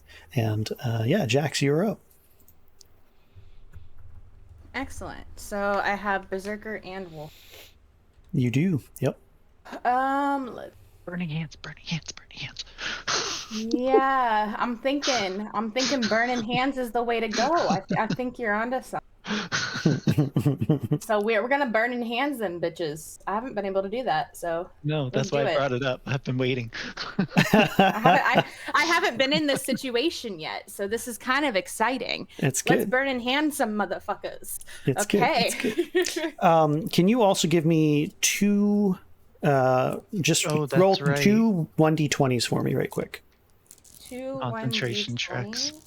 Damn. I got a 5 and I got an 11. Okay. So unfortunately, your ball of fire, because you actually got hit, and you literally thought, "Oh wow, I don't need that liver."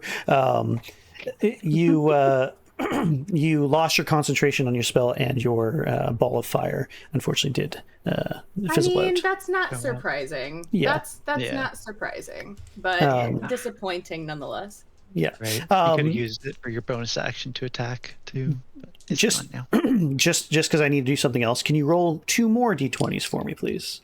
Yes. What's with the disadvantage? I got a 16 and a 17. All right, cool. Just checking. So yes, you put together. Suddenly you're completely rejuvenated. You pull yourself off of this axe and making an axe of your own with your hands spread out wide. You conjure the energy within you to and your very own genocide nature to unleash a cone of flame into the faces and bodies of those in front of you. It is... Grimbold's just out of range, even if she does it correctly. So yeah. Should be fine. Yeah.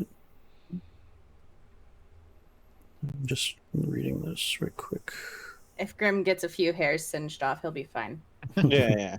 He's being protected by the trees. I He's deserve fine. it at this point. So go ahead and How do you know give I'm in the me trees? 3d6, please. 3. Okay. So 1. We got a 6. We got a 4. And Six we and got a 4. 6, a 4, and a 4. So 14 points of damage. The direwolf takes it full force, completely not expecting this torrent of fire that comes pouring out of you, purplish and ghostly at the same time, eating into it. It goes right up its chest and into its face, burning it severely, and it actually yelps pathetically for the moment. It is extremely hurt at this point. Not quite on the edge of death, but pretty darn close. As close to death as you were, let's say, a moment prior. Okay. And the other one, unfortunately, he did manage to sort of roll out of the way of the bulk of this, and his furs and some of his hair on his face have kind of lit up in fire, taking a significant amount of damage, but not enough to slow him down at this point. Oops. Okay. All right. Now I don't know if you have a bonus action or anything you can use for your... Let me see, because it'd be nice to make sure I'm out of the way so I can get hit by that axe again if I can. Bonus action, I can do Flame Blade. Yeah, you could ignite it if you wanted. Yeah, I'm going to go ahead and pull out my Flame Blade. It is a concentration spell, so just FYI, you'll have to... Remember to, if you get hit, I'll have to get you to roll a 1d20 as well. So. That's fine. But it doesn't hurt to go ahead and just pull it out just in case. Absolutely. So I'll go ahead and do that. So out of the flames, as you explode this torrent of flame, you use the rest of the fire to just suddenly pull out your blade of fire, shocking the berserker who at first thought you a weaponless, foolish, unarmed woman to beat up. Clearly thinking twice on that now. And it is now Grimbold's turn. Grimbold's back to the top. Yep. You, Grimble, just before you do anything, what you notice is that the bundle that was of this, unfortunate naked lady seems to be finally moving. She seems to be coming to, but is struggling against the net at the moment. So, but yep, your turn. You can probably get rid of the fire orb there. Thank you. It's not there. Yeah, both of them are available to be attacked. One of them is rather hurt. The other one hasn't been hurt yet. This one's been hurt. Berserker one? Yeah. Wasn't it half damage for? Oh, from the fire. Sorry. Yeah. I forgot. Right. I was thinking he avoided it completely. No, he got No. Yeah, he's still 11 damage. He's still cooked. Yeah, he's still cooked. Oh yeah. Oh man, I was talking this whole time and I had my mic. Oh no. Okay. No. What were you gonna say? Or what were you saying? It's alright. We'll just go right to it. Let's go after the Berserker with a Psychic Blades attack. Okay. Are you doing ranged or are you actually walking up to him? It's a range 60 foot. Okay. Yep. So you can do sneak attack because you are currently invisible. Mr. Harry Potter over here. 19 to hit. Yep. Hits.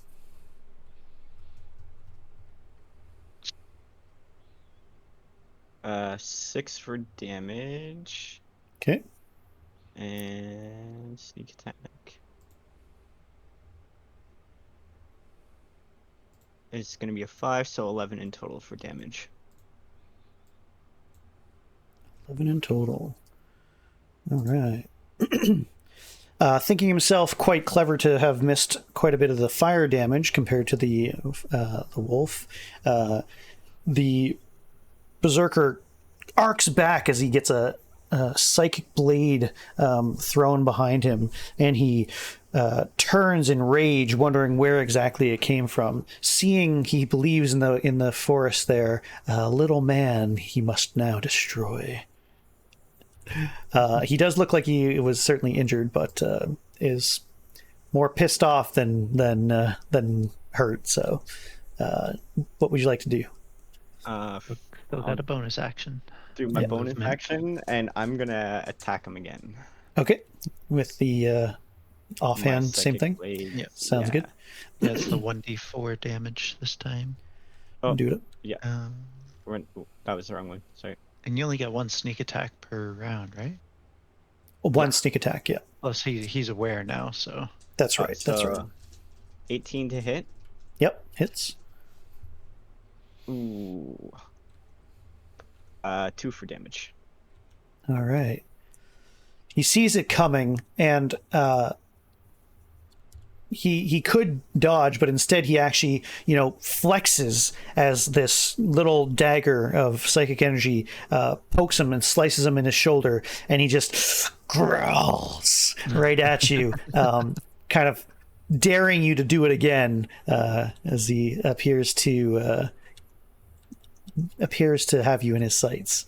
Let's see here. Okay, Direwolf's time.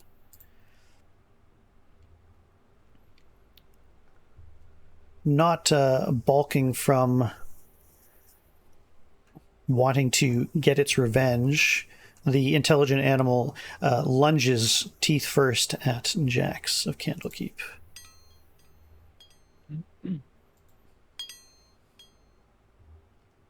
And hits squarely. The presence of his berserker comrade seeming to make his aim far more true than it might have been. Mm-hmm. Doing 9 points of damage to Jax. All right. So that comes off Okay. of the temp. Oh, no. So I, instead of hitting upping on damage, I just reduce temp. Is that what I do? Yeah. Yeah. Okay. I mean, Okay. Kind of curious. If I add 2 temp and then take 2 damage, it takes the temp automatically. Oh, does it? Oh, okay. Yeah. Cool. Yep. Well, Or you I can just change it manually. Both work. changed it manually, so it's fine. More Okay. than one way. Okie dokie. Just updating it, so. Very glad I did. That I even had that. Right? Yeah, that would have been really dicey. I just genuinely thought, okay, well, I mean, I guess Jack's going down the second round, but you're good. Okay, so the berserker in front of Lunar screams at your apparent holy abilities, spitting like spittle all down his beard as he raises his great axe with one mighty swing.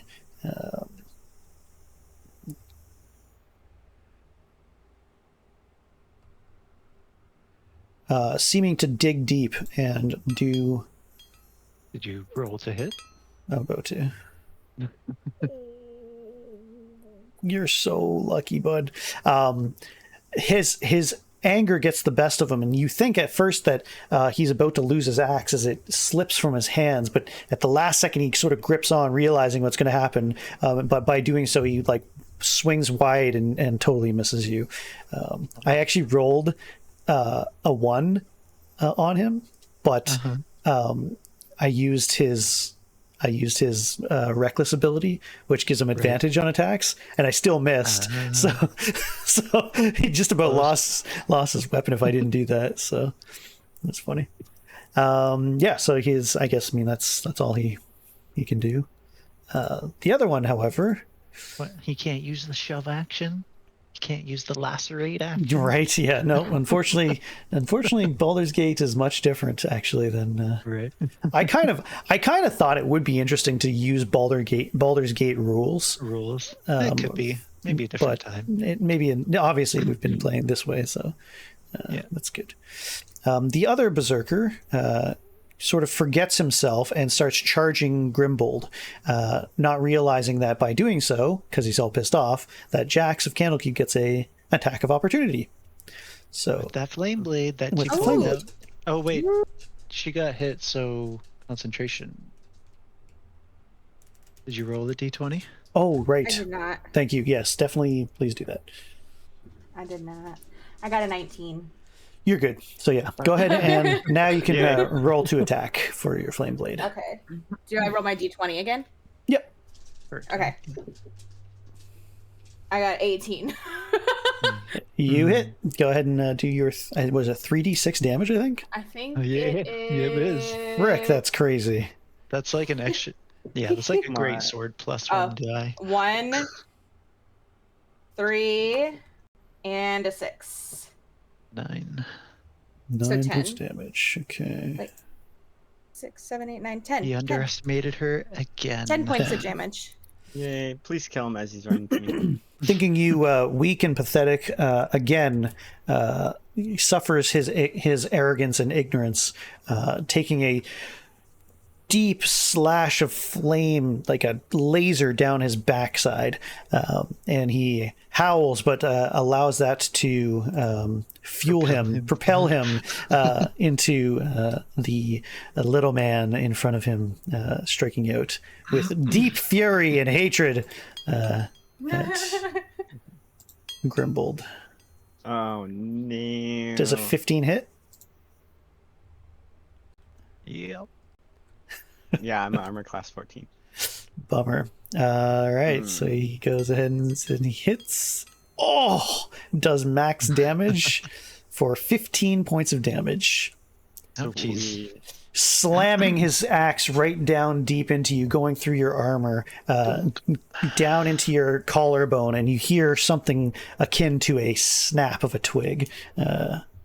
Oh no. Adrenaline coursing through you, making you stay conscious, but you are definitely Got some hurt. healing to do. I'm missing an arm. It's fine. It's just a flexion. Lunar, Lanente, it is your turn. Well, I gotta Also, the Berserker moved to Grimbald. Thank you. Yep. And they're split up now, too. I guess I'll take another swing at the guy that I'm at. Sounds good.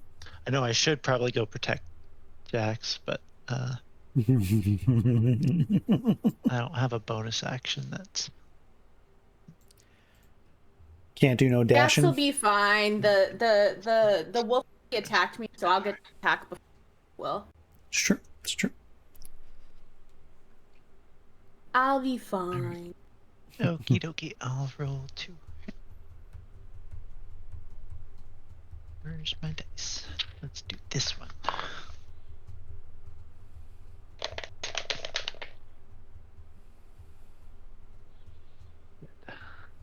I got a 1.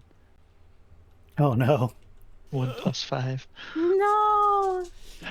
Let me see here. The sword's strong enough. The sword is strong enough.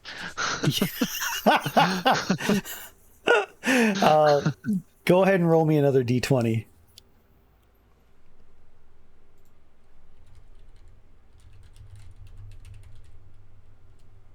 I got a 7.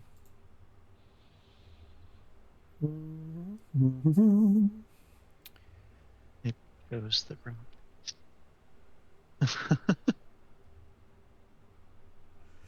Okay, that's not so bad. You realize that you've overextended yourself, and you will take you'll have a disadvantage on your next attack roll. Okay. But at the same time, you've gained some insight into your enemy, and they also have disadvantage. Cool. So Yeah. kind of balances out, but it's good. Okay. Bonus action, anything else you want to do, or?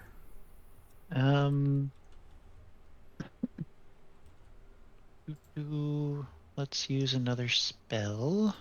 Okay. The only bonus action spell I have is a Shield of Faith. I shall give +2 AC to Jack.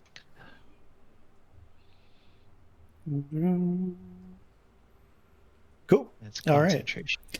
The energy that has given you your boost of health, Jax, suddenly flares to life, and you see a barely visible shield of luminescence, moonlight that appears to be protecting you. As Lunaris stretches out a hand and calls forth her divine nature to help you. All right. Thank you. Oh, thank you. And therefore, it is now your time. Now suddenly bolstered and protected, it is your turn. All right. Well, I'm gonna swing my my flame blade at our wolf boy. All right. Wolf boy, much hurt, much needing relief, is about to get stab. Instead Even more fired. much much more fire. You can tell it's kind of cowering, very concerned about this continued fire damage. Stabby rip stab. Not Pokemon. 17. 17 does hit. Yep, Okay. And then 3d6 again. that's right. Okay. We got a 2. We got a 5. And we got a 5. So 12. Sounds like enough to me. It moves to, it thinks itself wise in sort of dodging before you've even struck, but you see the move as it comes, and coming in with a fiery blade, this massive horse-like wolf gets a skewered right in the center of its head, a laser going through its brain, and it just kind of twitches for a moment as the fire ignites the inside of its body, and it just slides off your fiery blade, completely dead. The fire in its eyes gone. Why did your face seem disappointed as I murdered this wolf? That's what I want to know, Zal. I don't know what you're talking about. Why did you seem disappointed? I don't know what you're talking about. Damn. Nah, it's good. It's good. And yes, so Mr. Wolfie Poo is down permanently. Is there? Oh, there we go. Ta-da! Aw, I thought it was gonna be good. Ta-da! There we go. Yay. Yay! All right. You have a bonus action if you want to move or do anything else. It's up to you. You're free to move I anywhere. guess I'm gonna see if I can run over to our naked lady. Okay. And you said she was struggling to untie her stuff. Can I just Yep. start trying to help her? You have to wait till next turn, but yeah, you can Okay. sort of crouch down and kind of Okay. prepare to do that. You get a clear look of this woman now. She has sort of brown hair. There's sort of a blue streak in her hair. There is mud, and she's covered. You can't quite see her face. She's covered in bruises and mud and blood, and it's very difficult to kind of get a clear sight of what she looks like. But yeah, that's the general idea. Go ahead and give me a perception check as well. Okay.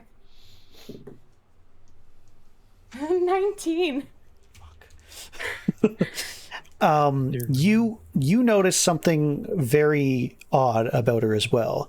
And it sort of only dawns on you now. This woman should not by any rights be alive with her injuries that you were seeing being done to her.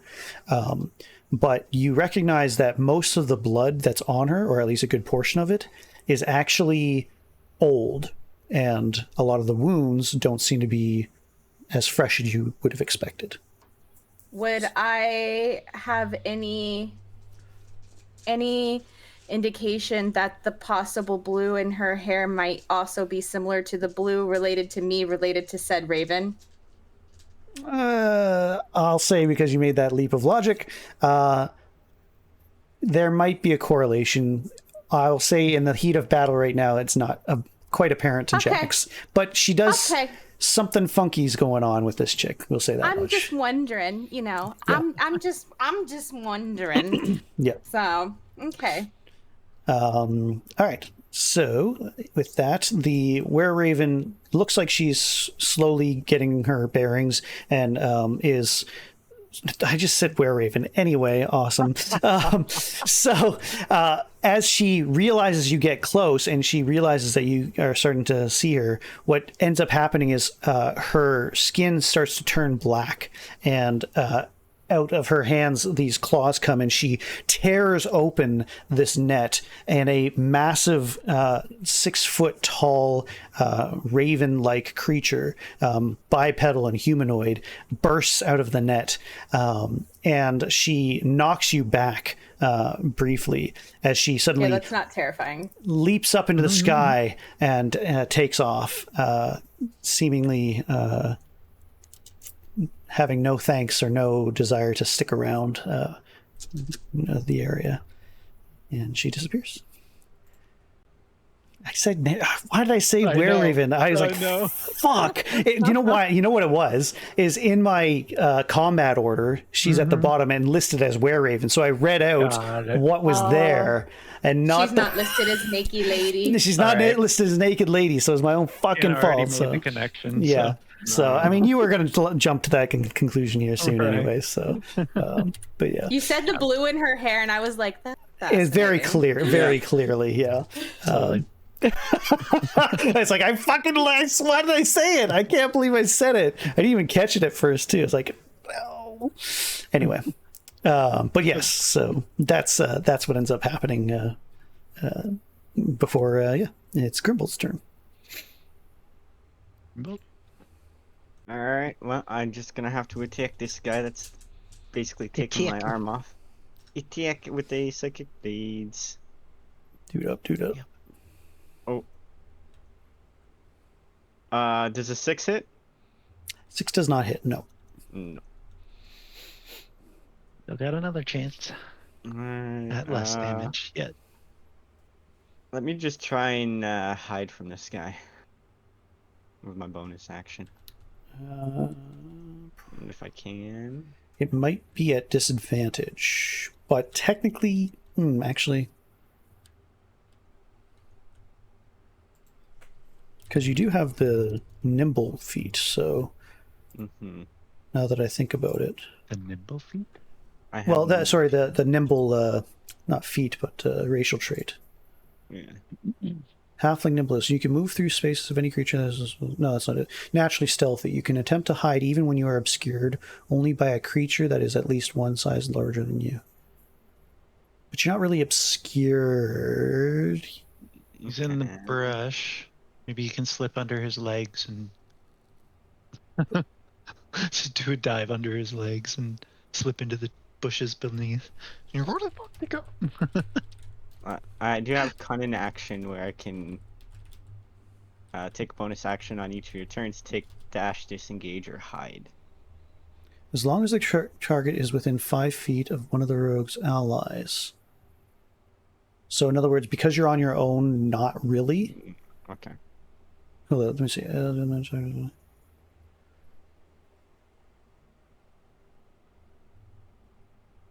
I'm going to say because you don't have anybody else to sort of hide behind or anything like that. Yeah, you probably couldn't do it. Not without disadvantage anyway. So I'd say your two options right now, since you only have a bonus action, is try to attack and do 4 damage, or you can disengage and run somewhere, possibly to me. Well, But then that would leave Jax, but let's just go for the hit and see what happens. Okay. good luck. Does a 16 hit? 16 does hit, yep. Alright. Looks like another 1 again. 2. 2 damage. 2 damage. Grimbold ignites 2 blades and slices consecutively. The first missing and the second digging a nice little gash across the berserker's arm. Yeah. I gotta remember which one's which. It's like I need to like give. This is why I like names for even all of my NPCs, because at least I know it's like, oh, it's this guy, not Berserker A, Berserker B. Is like, wait, which one is this one playing? All right. Dire Wolfie is dead. Berserker B, aka the one on Lunar, notices an opening, but it's very obvious to you, and so attacks at disadvantage. Ooh, you're so lucky. Wait, what's your armor class? 16. You're good. Yeah. And they're you strong. Lunar predicting the swing manages to duck deftly under this wild great axe quickly. Now, question is, can Grimbold, who is facing off, do likewise?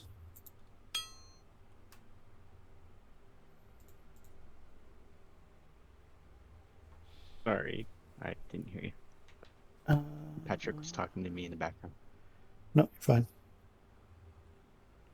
You're just getting attacked, that's all. You don't need to be here for that. Oh, okay, you're good. Yeah.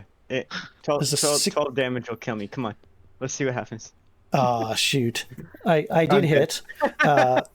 No, I actually did like lowest damage this time.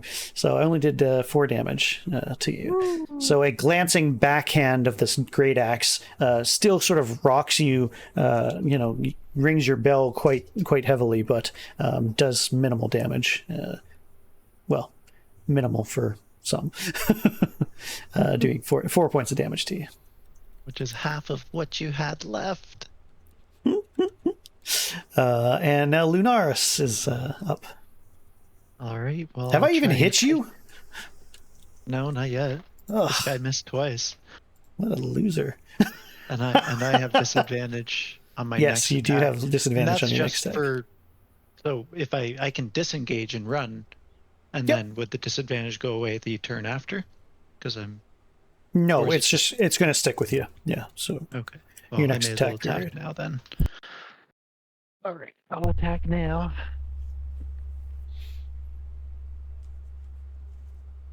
Six plus 5 is 11. 11 does not hit. That's pretty low. Yeah, I was thinking at least a 13 or a 14. Yeah. So yeah, we just out here missing each other. It's like the opposite of like two grunts in the ring, kind of punch versus punch, you know, smack, smack, except this one is like miss and then miss again and then miss. Yeah, so Lunar's kind of doing their thing. Is that all you're doing this turn? I'm thinking of moving and incurring the attack of opportunity because I do want to get to Grimbold. I think I'm within 30 feet. Yep, you can make it here or here.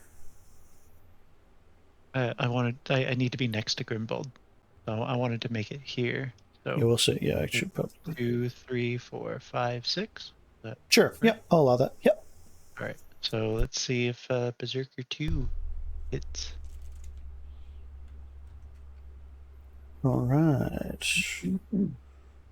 Berserker attacks. And gets. Yes, he definitely hits. Didn't crit, but doing 6 points of damage as you flee in combat. He's enraged that you're not willing to one-on-one him at this point, and glancing blows your shoulder, sort of propelling you over to Grimbold in aid. All right, now it's Jax of Candlekeep's turn. All right, I'm a Chaos Bolt, our Berserker number 1. Numero uno, do it. He's definitely the most hurt out of everybody. Well, sorry, out of the two that are left, rather. I think there is one that is hurt. Sorry, my window is slowly getting to my eyes. Give me a second. No, you're good. Yeah, I noticed that. Right. The window is getting in your eyes. How does the window get into your eyes? The same way that a piece of water does. Just a piece of water got in my eye. I got a 15. 15 does hit. Okay, cool. So then Chaos Bolt is 2d8. Mm-hmm. That is... Which one of these? One of these dice is 8. Hold on. Tell me what the first 1d8 is. This is my d8. It is a 5. Okay. And the second one, also 5. Okay. And then it's 2d8 plus 1d6. And then 1d6 is a 6. I didn't need to come over here after all. Sorry. No worries. Sorry, how much was it altogether? 16. 16. All right. Yeah, he's definitely been blasted with a big old lightning bolt. Get a blast his ass. A swirl of chaotic energy suddenly becomes this scythe of electricity that slams into the side of this berserker, sending shocks up his back, and he roars with this battle axe in his hand, and he turns back over his shoulder at you and glares at you, Death, but he's still standing, and in fact he's pretty sturdy. He's still pretty sturdy. He seems to shrug it off quite a bit. Stronger than I thought. Oh, these guys are way tougher than I thought when I added them. I'll say this. I added a third guy originally until I realized how tough they are. I'm like, oh, maybe if we had the full party, we would need the third one. But yeah. It's good. For 3 people, sounds good. Yeah. Did you want to do anything else, or is that good for you? I think that's good. Cause got my flame blade out already. Alrighty. I'm gonna just stand here with my flame blade, ready to fight. Sounds good. Sounds good. In that case, well, Were Raven is gone, so I can get rid of her. All right. Grimbold, you're up. All right. Suddenly you have a savior someone to You help. have me now, so you can hide if you want.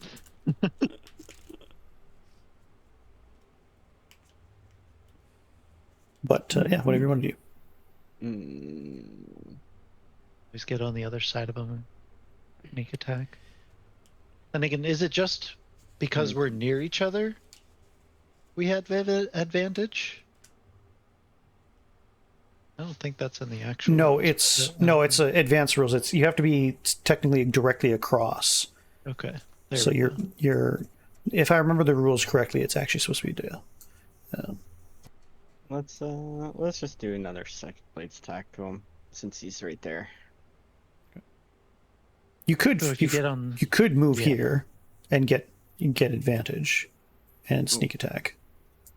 And you won't get hurt, but that's fine. I'll allow you. I'll allow you to do it. 17 move. That's right. 17 hit. Yeah. I'll do that. And damage is 5. 5 points of damage altogether. 5. 3 plus 2. All right. And for bonus, let's just try to do the hide. Sounds good. Go ahead and give me a hide action, or roll your hide. Where's hide? Or is it stealth? Stealth. Sorry. Thank you. It used to be called hide. It used to, I think at some. What I think hide was 9. 9. Yeah, sneak was sound, hide was sight. You had to do both. Alas, his despite getting slammed in the back, having an extra person come through, his buddy Direwolf happens to die behind him from fire. He really doesn't like you and glares hatefully at Grimbold Silentfoot, who in this moment is not silent enough. And, all right. And as such, I'm glad I came over here then. But it's the rage of the other guy who is the one who is mostly frustrated. 1, 2, 3, 4, 5, 6.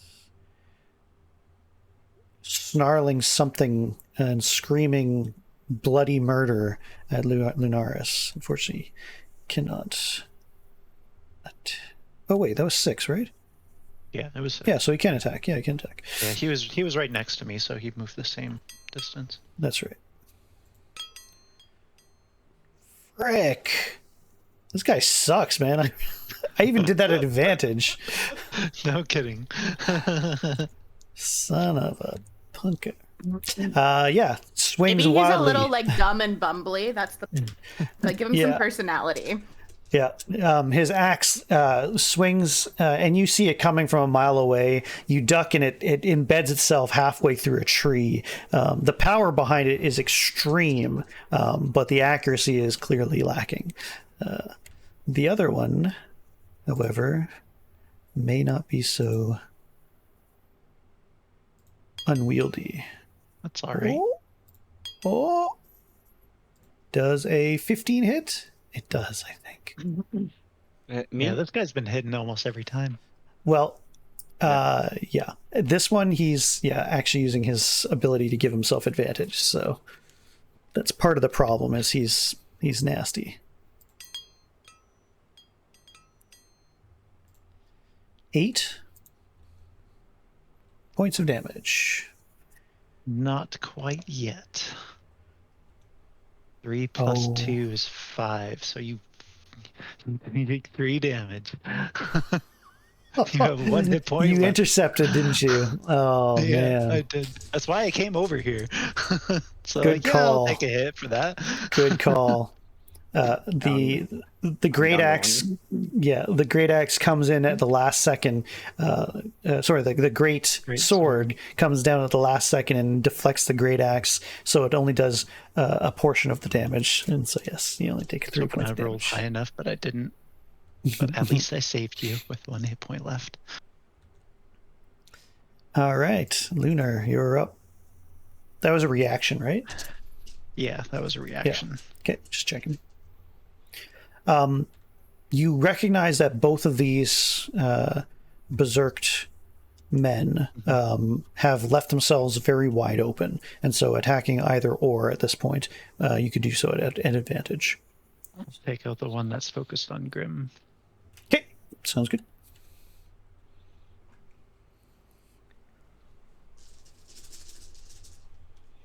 Does a 13 hit? 13 does hit. Precisely hits. Yeah, that's exactly their Yeah, I figured. class. Alrighty. 2 to 6.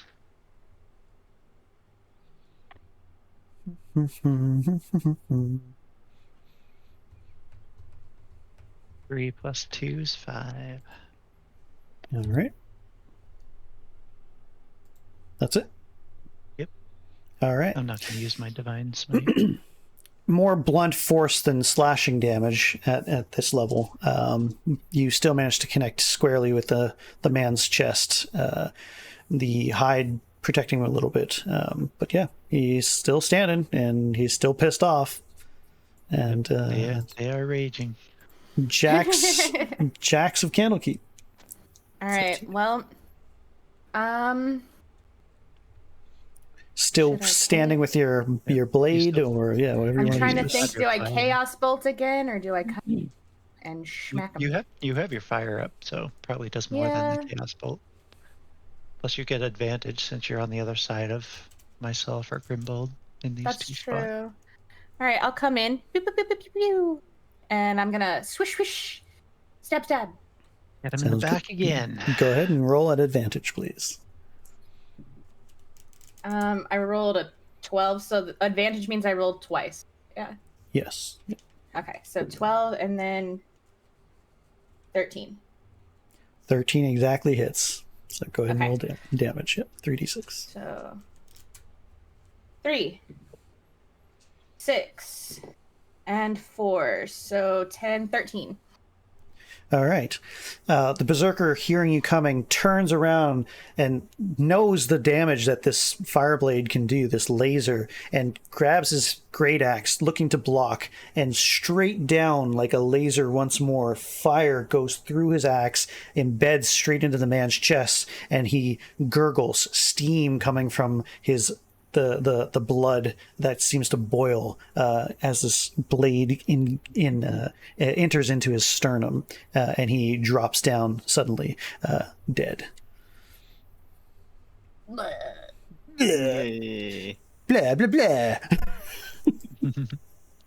And he is dead. Oh, are there not? Isn't there supposed to be like some kind of random consequence when I use my chaos bolt? Yes, that's why I keep getting you to roll 1d20s. That's why I said roll more 1d20s and some more. Oh, okay. Yeah. So I've been trying to keep track. I don't know if I actually did that last one now that I think about it. Go ahead and roll one more 1d20 for me. Okay. I got a 17. Okay, no, you're good. You're good. Are you going to tell me what the consequences are, or are they secret? No, they're. I think it's only on a fail or a success. I can't remember. Oh, okay. So, I was like, It's am not. I It's not having every. secret consequences, and I don't know what they are. It's not. It's not every time. Let me just double check. I want to. I'm pretty sure I'm doing that right. Okay. Wild. Okay. Tides of Chaos. No, that's not. Wild magic features. There we go. Once returned, the DM can have you roll a d20 immediately after you cast a sorcerer spell of first level or higher. If you roll a 1, which I was waiting for, roll on the wild magic search. Yeah, so. Okay, so only if I roll a 1. Now, the Tides of Chaos ability, once per long rest, you can gain advantage on one attack roll, ability check, or saving throw. Before you regain the use of this feature, I get to roll on the wild magic table. So if you do decide to just activate that, Just so for funsies. it's basically you can get a free inspiration, but if you ever want to use it again, I get to just randomly throw a wild magic surge on you. Okay. So that's basically just FYI. But yeah, I have been getting you to send. That's why I keep getting you to roll 1d20s. Oh, okay. So, I didn't know. Okay. yeah, you're good. All right, so One dead berserker, one Grimbold at 1 hit point. Yay! And it is in fact your turn, Grim. All right, let's go all out and go for another attack. Grim, you got the Sounds good. health potion in your inventory?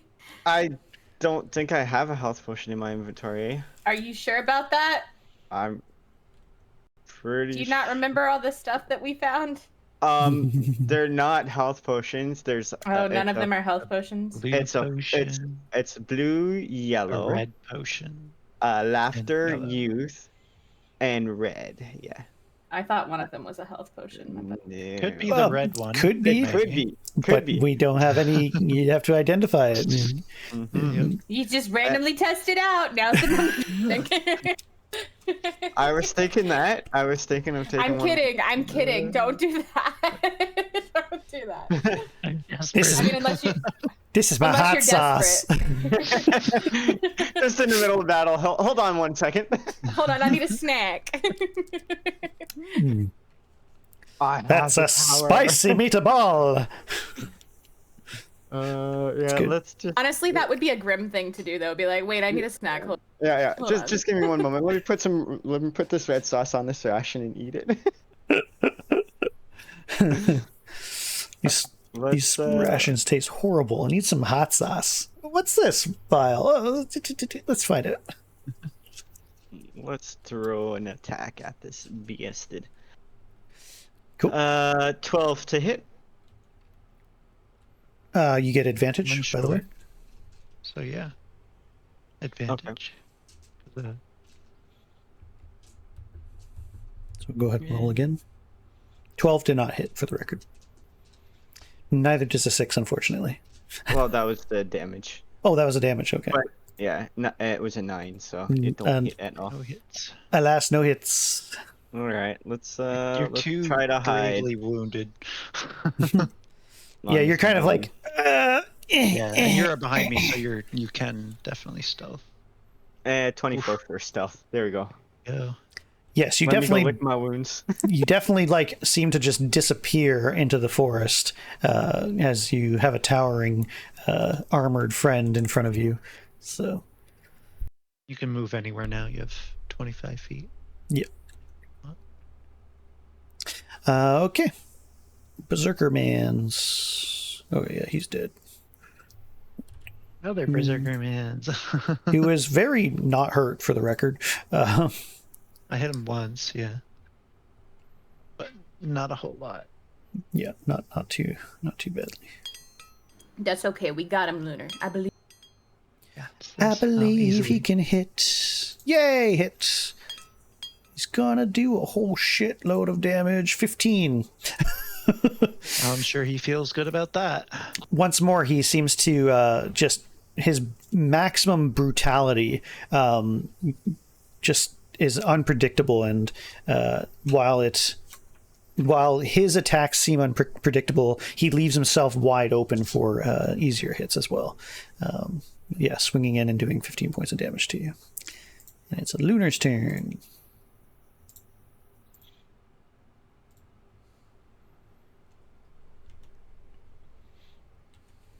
All right. So do I still get advantage on attack? Yep.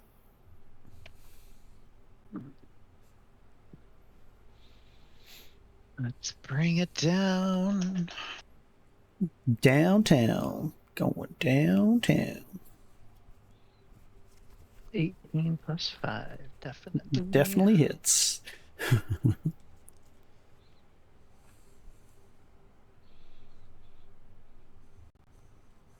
These damn dice. 3 plus 2 is 5. 5 damage. You slice into him, but again, whether it's the furs or whether it's just this man's It's the rage. crazy nature, Let's be honest about it. he just takes it like a champ and keeps on swinging. Jax, it's your turn. Yeah. Unless you. All right, I'm gonna come around the other side of him. I keep trying to click on Discord to move my character, saying that like I need to do the other screen. I'm gonna come around the other side of him with my blade and give a little swish swish pop pop step dead. Yar. Sounds Swish good. and a flick, you know? Swish and flick. No more wrist. I got an 11. And I don't think I hit him. with advantage? Oh, not advantage. Yep. Oh, I got a 3. So, no. Nope. I might have tripped over a branch or a rock along the way. It's fine. The fires of your purple are no match for the fires in his blood and his reddish brown hair as he dodges deftly to and fro. He saw what happened to his friend. Yeah, pretty much. Grimbold, you're up. Right. Let's try again with another attack. Sounds good, sounds good. And at least I get a sneak attack. And advantage as well. 12 doesn't hit. Advantage, come on. 18 hit. 18 does hit. Yay. And you get to do sneak attack. So Damage 5 plus 2 is 7. And sneak attack. Does it say what kind of damage sneak attack is? no. It's a 4, so 11 in total. Or is it just extra on top of what he has? I would assume it takes on the form of whatever the damage it is. So 7 plus 4 4, damage. 11. 11 psychic. all right, psychic blade Half arcs its that way, damage, pug. slicing open his cheek deeply. He again just doubles his rage and his anger and keeps on following through, seemingly still going with very little stopping him. Does an 11 hit for my bonus? No, you can do that with basically, I'll say this: you guys get advantage for every attack, but he's got an advantage for every attack as well. So you can roll twice for everything. Okay. So that's basically how this guy's going to be playing it here. Well, that was even worse, so we're not going to talk about that. All right. 5. Yeah, he seems to be like in a psycho zone where he's just kind of dipping and diving and going crazy. So, all right. Zerker turn. Zerker goes. No. Ooh. Yeah, he's kind of busy, kind of dodging all of you at once at this point, and isn't really able to get a good hit in. Sort of do a feint here and there, but yeah, unfortunately misses despite his advantage. Damn it. Lunar, you're up. All right. 12 plus 5 for to hit. My regular slashing damage. A bit better. 8. 8 damage. 8 slashing damage. All right. Again, a deep gash into this crazed warrior. Seems to be finally, feeling some of those wounds, but yeah, one hell of a fighter still goes. Jax's turn. I'm a swing my blade again. All right, and get advantage. Thank God that got advantages there because 6, but I got an 18 on the next one. There you go. Dude up. And then I got 6, 5, 6. Sweet. That's 17. Beat him.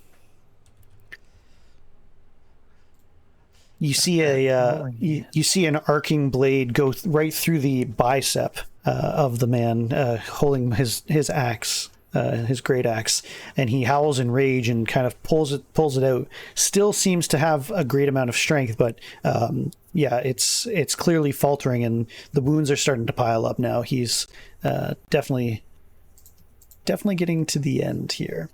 Grimbold, you're up. Alrighty. I'll do another attack. 19.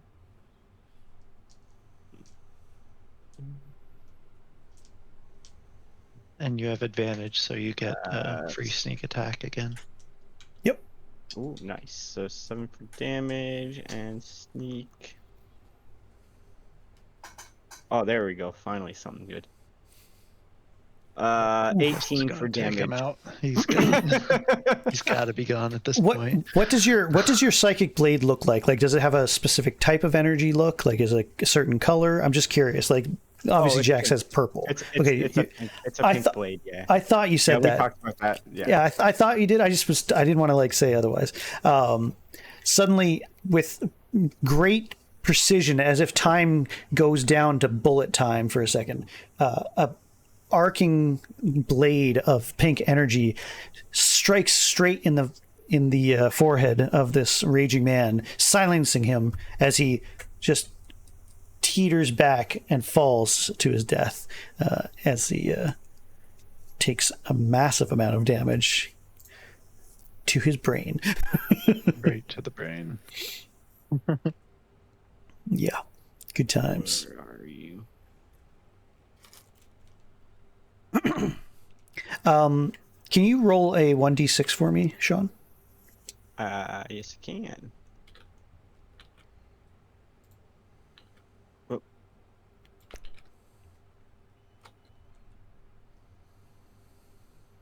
Five. All right.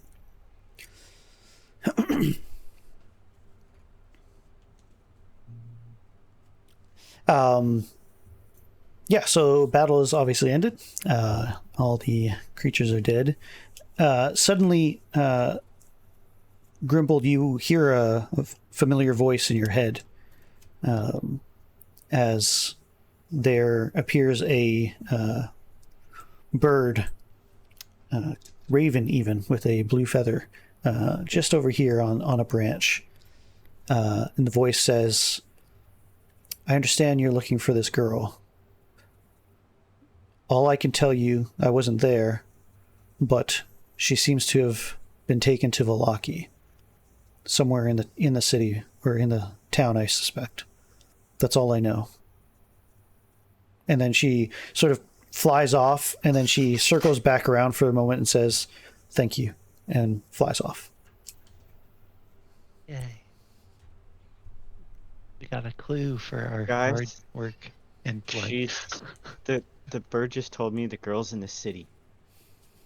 Wait, what? The city? We were expecting the lake. The bird, as in like the bird lady?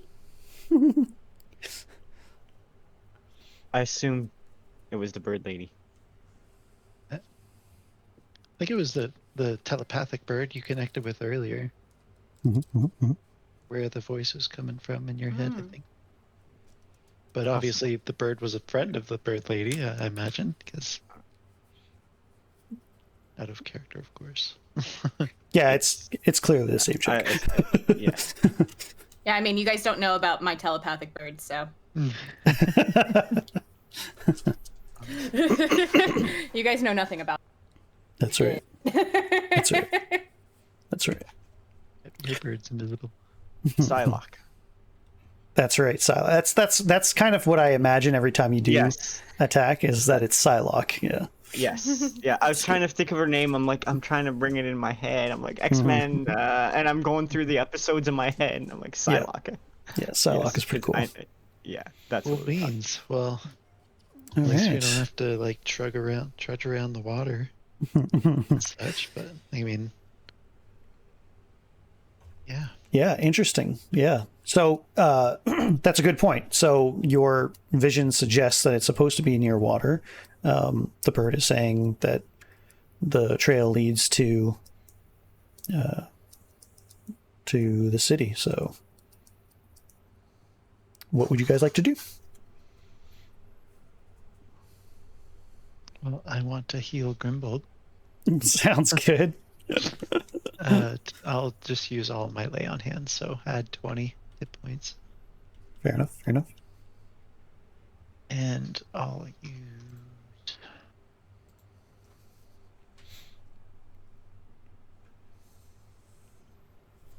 Laying hands on myself for forward. Yeah, you're fine with the temp hit points for now. Yeah. Yeah, it's holding you together anyway. Yeah. All right. And I Well- only have one spell left. Well, You're all, well. I mean, do we trust the bird? I think we can trust the bird. All right. I mean, why would it lie? I don't know. I guess let's go. Ikimasho. How much heal did I Healing? get? Yeah. 20. 20? Okay. Thank you. Yay, I'm not dying again. So you guys are just going to go straight to town, or are you going to try and follow the trail still at all, or The trail of blood. as in, yeah, basically, are you going to keep on doing what you did with this creature, or are you just going to like beeline it back to town? I'm just curious. Well, what do you guys think? Hmm. We might get a few more clues if we follow the trail a little more before we beeline it back. I'm fine with that. Yeah. And Yeah, I'm Okay. fine with that. we're still capable. That's why I healed us. Okay. So All at right, this, let's check out the trail a little more. okay, just to let you know that this is probably around 2-ish coming up to. How After much the battle time and do we everything? have left? Are we looking at? You probably have.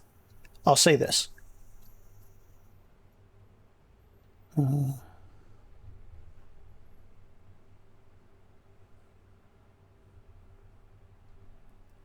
You would be hard pressed to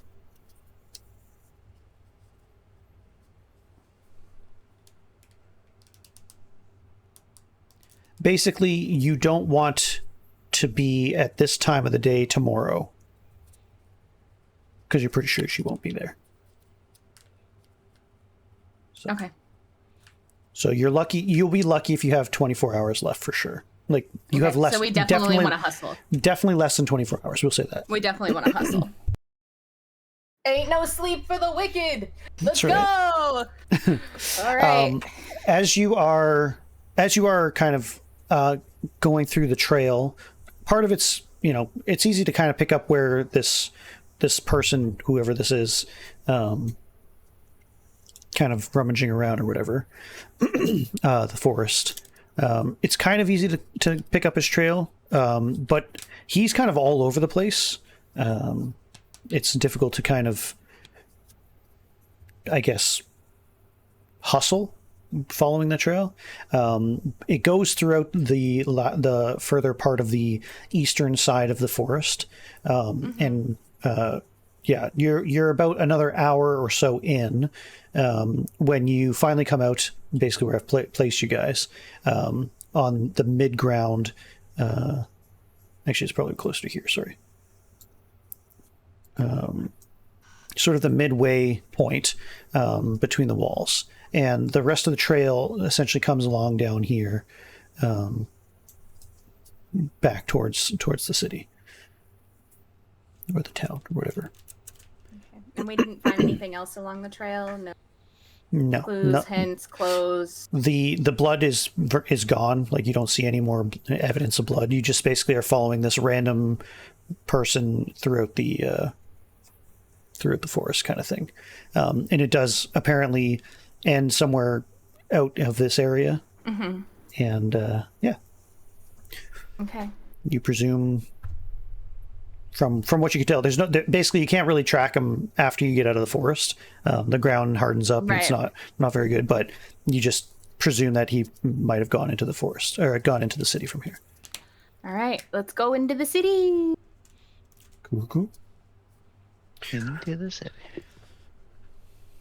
Into the city. That's right. I was like, just the same thing. All right. I'll let you guys choose, like, control your guys' character, and yeah, wherever you want to go. Um, Sorry, I'll. I guess we need to go to one of the guards. Yeah. Yep. So this is one gate, and then there's another gate up to the north. So Wait, where's one gate? down here. I didn't see down there. And then there's Which another one's one. closer?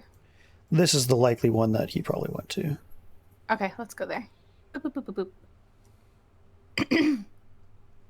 If that's okay with you guys, obviously. Yeah, that's fine. I don't want to like, you know, Take control control. everything. Yeah. Control freak much? No, I'm just kidding. Oh. Trust me, I'm way worse. I am way worse. Such a freak. All right. Hey, friendos, how's it going? Yeah. So it seems the guards that were on, they're actually probably not these ones anymore. They're two different guards. They all seem to know who you are, though. You're kind of unmistakable and unforgettable. In fact, one of the guards will say Kobold here, although its name's not Kobold. He was actually one of the guards that was on earlier when you first kind of came into the city. So it seems he's picking up the latter half of the shift. So, but yeah, I guess the guards, just say hail and, don't make trouble or don't really say much. They allow you to come in if you want to come in. Excellent. Hello. Thank you. Groovy. All right. So, I guess I can actually put if I were a man kidnapping a child, where would we? Well, I'm both, so. Child and man. Good times. Oh, man, child. Man, child. There you go. Well, he might have come through the gates here, yeah?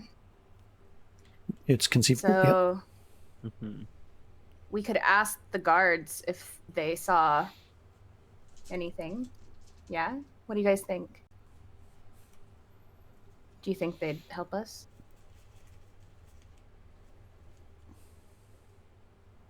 I don't know. I feel like they wouldn't.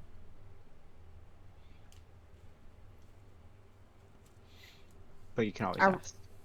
Is Lunar Our muted? one that I made friends with might.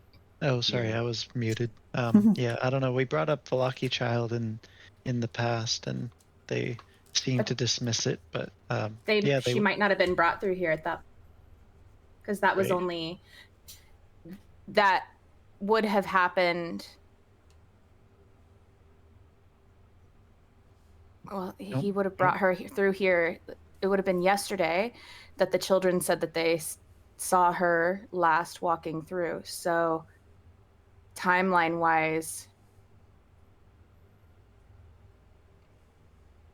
well, and it would have been dependent on which guards. And he could have been concealing her somehow. So, Yeah.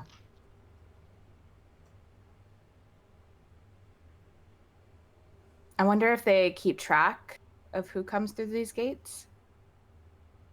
If there's any kind of record.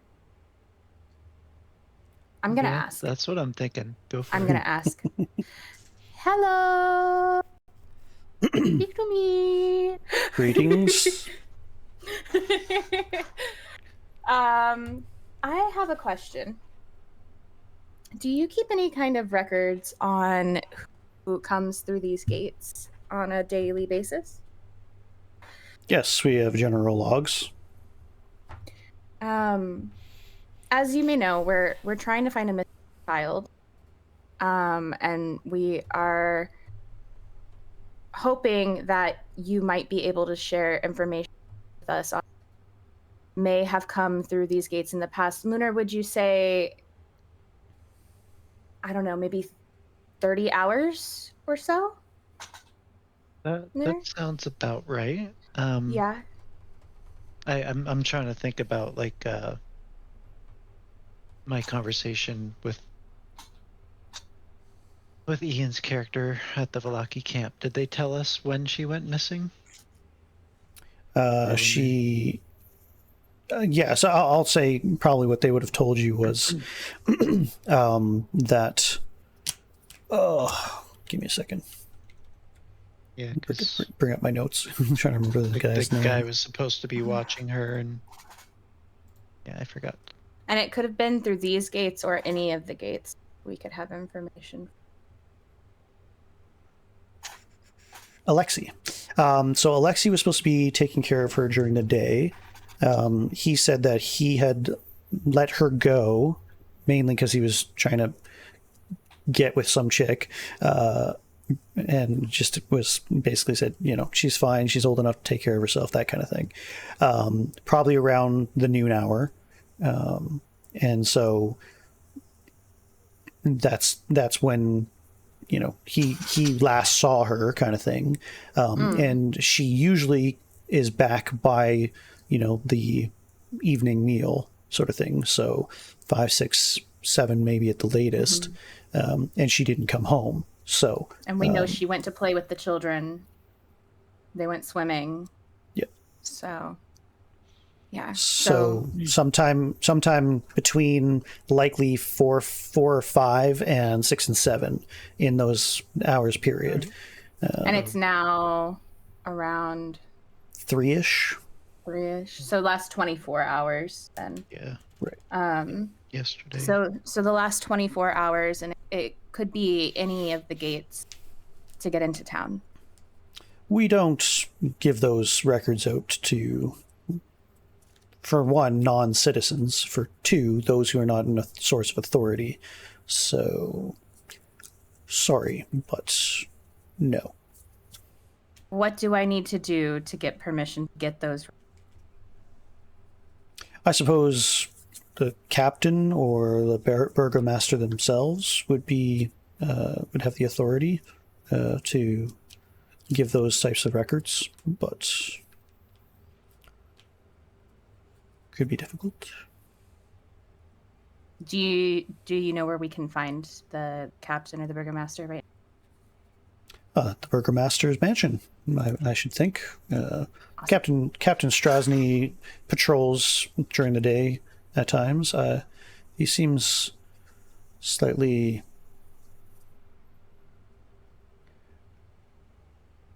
distracted since your arrival, but I'm sure he's around here somewhere.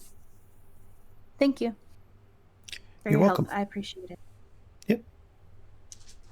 Okay, let's go find the captain. Where's the burgomaster's mansion? So the captain is actually not going to be just out in the middle there, so give me a second. I figured. I figured that's... Oh, shoot. Oh, that was weird. I'm just going to put you where I think you need to be, down here for now. Okay. We will let you know. Yeah, you're if you ask one of the guards or anything like that, the burgomaster's mansion is located just over this way. Sort of in the south part of town, which is sort of the nicer part of town too. So, what is going on? I don't know. I don't know. That's weird. But yeah. Okay, let's go. Which route are you going? I'm just curious where you guys are. Oh, can you see where I'm running? Yeah, I can see it. Where's the mansion? Oh, look at that. Jack's just tripped. South and then Did sorry, you just try and trip me? How rude. sorry, east, west and then east. West la, and then la, south. la, la. Wow, I can speak. La la la la la la la. Northeast. La la la la la la la la Alright. la la. I'll Is there pause anything you. I'm noticing along the way? I'll pause you there at the Okay. once you get to this area. Yeah. Where I'm at right now? Yep. Okay. Are you coming with us, Grimble? Yep. You can tie a rope to my neck and drag me. No. I'm not on Owlbear. I see how it is. So the atmosphere that you usually have picked up thus far, at least on the surface, has seemed pretty reasonable and shockingly pleasant thus far. As soon as you get to the town square, there's something of a hush and a different feel instantly as you get here. There is one town person who sort of glares at you. There's a few more sour-faced, soulless people that kind of seem to be in this area. And there's another person who is kind of going along their business, but it's very clear that they have puffy eyes and a very strained smile. They're kind of smiling, trying to smile, but clearly they just were crying at some point in the last 20 minutes. And they're sort of rushing through this town square. Give me a second.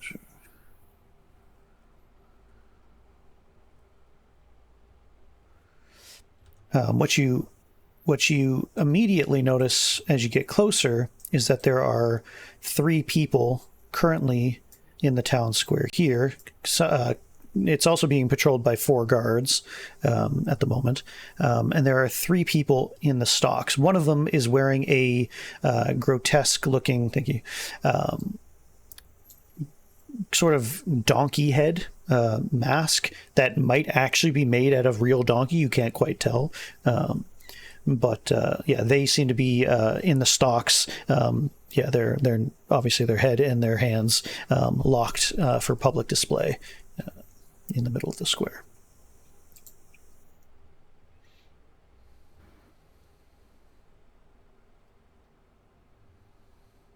Maybe they didn't want to participate in the festival.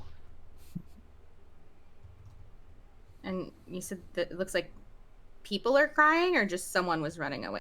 Yeah, so so basically there's somebody who kind of walked through here and kind of passed you, and she looked like she had been crying. Her eyes were all puffy and stuff, but she has a forced sort of strained smile on her face as she sort of rushes off past you.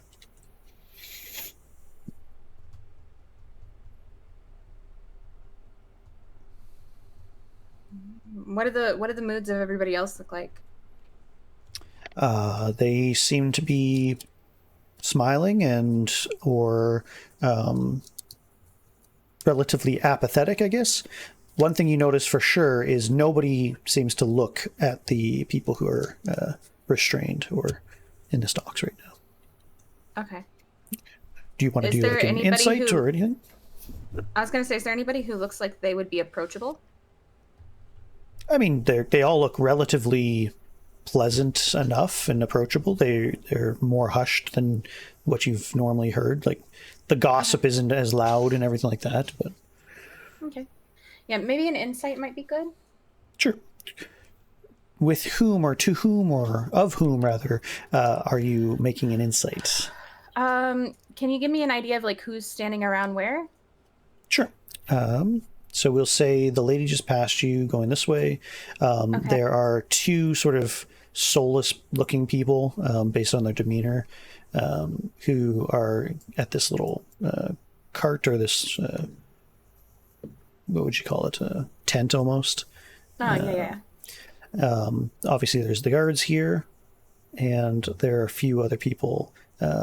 One lady here and 2 men sort of just hanging out. Look like maybe they're hunters or something like that. You can't quite tell from here. Okay.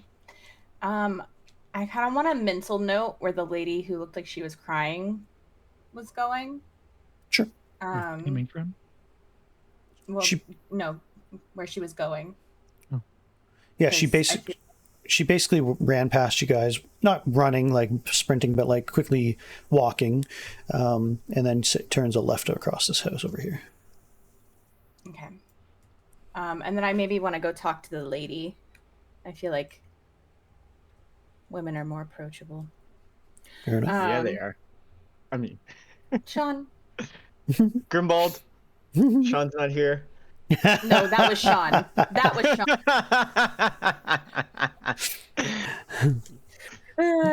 All right. Yeah, I'm gonna go talk to the lady. She's over here, right? Yes. Yep. All right, and I rolled an 18, and my insight is 3, so 21. Okay.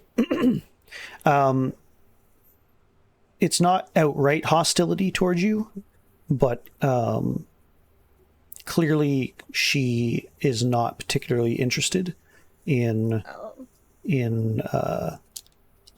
having a conversation. It might not be specifically toward you, but it's certainly a reserved. It's a cautiousness, I guess, is the best way to describe it. Okay. That's fair. So she don't want to tell me what's happening here. Okay. I mean, you haven't said anything yet, but that's her initial Oh, okay. demeanor. Yeah, that's what your insight comes like her demeanor comes off as. Okay. Well, I would just like to engage with her quietly. Hey, what's going on here? I don't know if I understand what you mean. Well, I'm not from town, obviously. So this is all new to me.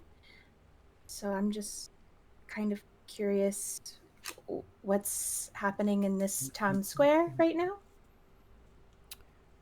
Well, the stocks are for criminals, and there are criminals, and I don't know what else you wanted to know. Oh, what did the criminals do? Crimes. Oh. She kind of blinks at you, looking like she's trying to blink you away. Oh. Do we know what crime they did? I'm just curious. If you want to know about the crimes that can be committed here in Vallaki, then you should be asking the guards, not me. Good day. Okay, thank you.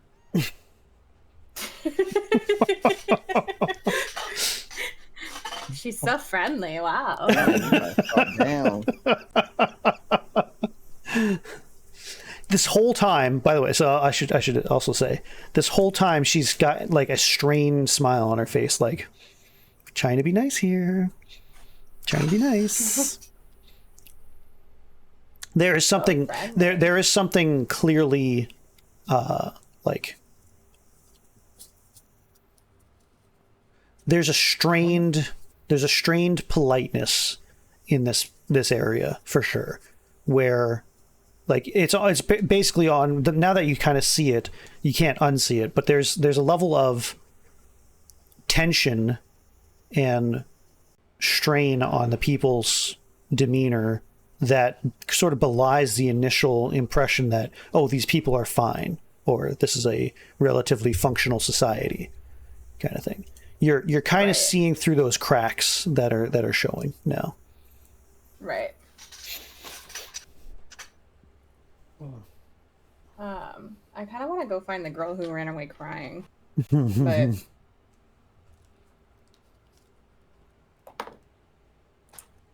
all right. Well, I'll be right back, Lunar. Okay. Lunar's like, what the fuck? What does Lunar and Grimbold do? I guess. Do you want to do anything, Grimbold, or you could I'm pretty good. I just want to just watch it and wander relax. around? Yeah.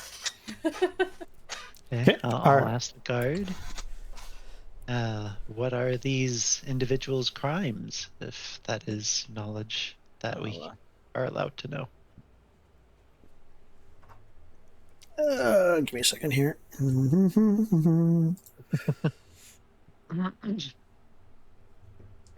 Blend in with the background. You go up to a female guard who sort of cocks an eyebrow at you, but doesn't seem overtly hostile. And she says, well, some were failing to participate in the festival, and others were accused and found guilty, justly, of beseeching the burgomaster's good name, and that one over there is a thief. I see. I can, I don't quite understand those people that just don't want to participate in the festivals. I mean, they sound like such a good time. I just got here and I plan to participate and help with the festival. I definitely do. Are She you? sounds so convinced. I was gonna say, are you? I'm just curious. Are you being? Sorry. Is Lunaris being genuine in that, or is this a deception? Good question. I guess. Yeah, I don't know. It's probably a deception because Lunaris doesn't even know anything about the festivals. Okay. Go ahead and roll a deception for me.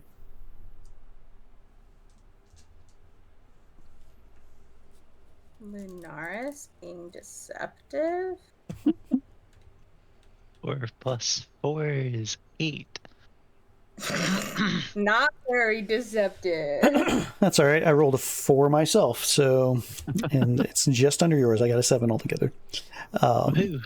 There is a keen, insightful eye that looks you up and down, but is kind of distracted by your dazzling, seeming sunny nature, and just kind of gives you the benefit of the doubt and sort of says, yes, it would be very interesting for newcomers to experience the festivals. I can totally understand that.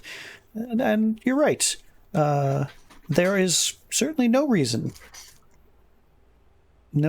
at all for people not to desire and participate in the festivals. Go ahead and give me a insight check on that. No reason at all. That's not suspicious at all. There we are. Good insight. Mm-hmm. It's a proficient, so a +3. So I got a 19. Okay.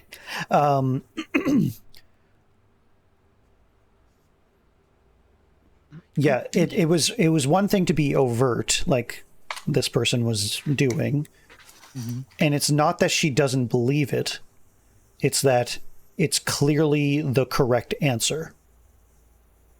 Right. But yeah, it's like, it's kind of like saying the sun rises and sets, in the east and in the west, kind of thing. And so like it's a similar it's like it's stating a fact, but it's like it's not something impassioned, it's not something that is believed, it's just it's what it is what it is, kind of thing. Right. So yeah. Thank you. So as you may or may not have noticed, I am a bit of a newcomer myself. I am very excited to partake in the festival. But I'm still a bit unknowing. I noticed that it was I had it written. It is Festival of Saint Andral. Can you tell me a little about what we plan to do for that festival and what the significance is behind it? Yes, of course. It is called a few things, actually. There's it's the Feast of St. Andrew's, also known as the Feast of the Blazing Sun. So the person we celebrate is St. Andral, whose church and orphanage is named after. In fact, his very remains are thought to be divine and protective. And so he's our patron saint. It is actually a very important festival to be to be had. So not only do we recount the deeds of Saint Andral and his victories in the early days of the building of Vallaki and the troubles that have come around in Barovia proper, but there is also he was a paladin of the Morninglord, and so we celebrate the brightness that comes into our lives by setting ablaze a large pyre. Usually it's made of some kind of design. Sometimes it's a oval or a sun or something like that, made of pitch, and we all participate in building it up. And it's usually in the town square, and we all celebrate by lighting it ablaze and beseeching the Morninglord to Sacrificing a child. To fight off the darkness that plagues our land, and by being positive and being uplifting to one another each week throughout these festivals in general. That is what we seek to do. It is to combat the shame and the terrors that seem to plague us by fighting them with what light we can bring to one another. So to do otherwise is to allow darkness in our hearts, to allow darkness in this town, and if we allow that to go unpunished or unfought, or bring that out into the light, then it will be the downfall of us all. So that is why those who do not participate show themselves to be if not actual, then practical agents of the darkness that is in this place. So that's... I see the logic in that. Yeah. Thank you so much. I appreciate it, and I'm looking forward to it. How many days until said festival? When do we prepare? 5 days from today. So I suppose now that the day is getting long, almost 4 days. But yes, 5 days. So they won't be sacrificing the child. We're trying to find it. Exactly. For some reason, I thought you were there at first. I was like, do you say that? No. This is Shanna talking, not Jeff. Yeah. So far as on the surface, anyway, it doesn't seem like it's related in any way. So. Well, many thanks. Is there anything in the meantime that I may be able to help with to prepare, or have you heard anything for newcomers to any sightseeing that you can suggest? Well, if I think though some only go on the weekly for the weekly sermon, I do believe that the Church of St. Andrew's is very lovely and is worth seeing up close. It's one of our most ancient monuments. If you ever do need any supplies, since you are an adventurer, and we certainly enjoy commerce in this place, Arisek's Stockyard, just as you come in, is a very large sort of, you could call it a general store, if you will, but it's much more than that. There is even talk, from what I understand, of a Rictavio, who is some sort of carnival man, a half-elf, if you can believe it, who is apparently wont to tell stories, very fantastical, at the Blue Water Inn. So if you are staying in town, perhaps he will regale you with a tale or two. Apparently he travels all over the realms. I see. What was his name? Rictavio. I'm not really up for such things, but he seems to have garnered the attention of some of the local fishermen and common folk. So, sounds spectacular. Thank you for the information. I do plan on staying around here, so perhaps we shall meet again. Until then, blessed be to the Morninglord. Indeed, and blessed be to yourself. Olga, by the way. Obviously, I was probably talking like a dude, but that was a chick that was talking, so. Yeah, you mentioned it earlier. Yeah. Okay, cool. Grimble, what were you doing that whole time? Just out of curiosity. Were you participating or just kind of... I was just standing there listening, nonchalant. Just checking. Just want to make sure you do what you want. Okay, Jax, you kind of bolt off, at a moderate pace to catch the young lady who is... As soon as she kind of gets across here, she seems to be just hanging out here, trying her best to just steal herself. Okay. I want to kind of catch up to her. And not seem like I'm like running at her, but like, just kind of catch up to her. And hey, miss, can I speak with you? What? Yes. Okay. How can I help you? Could we maybe go somewhere a little private? Is that okay?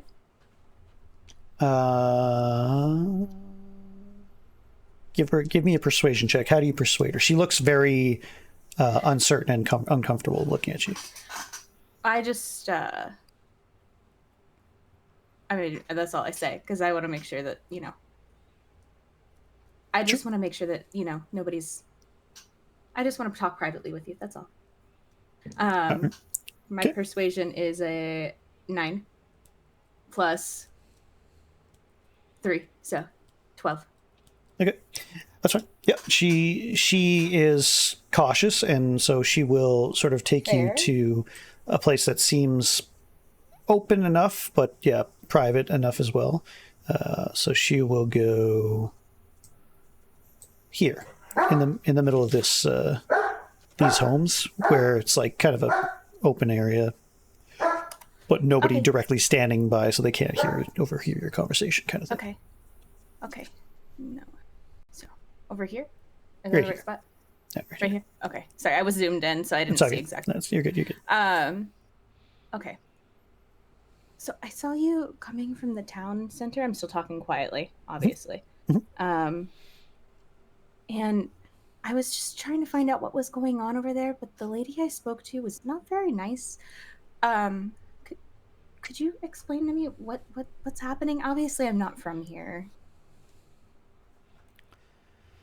She looks you up and down, and then looks around to see, if anybody's really paying attention, which, I mean, there's maybe some people milling about. It is quite a large town, all things considered.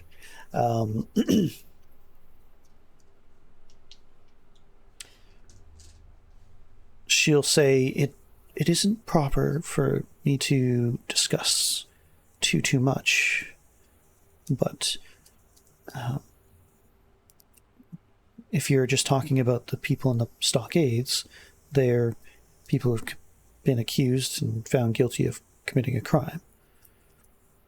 Oh. What kind of crimes?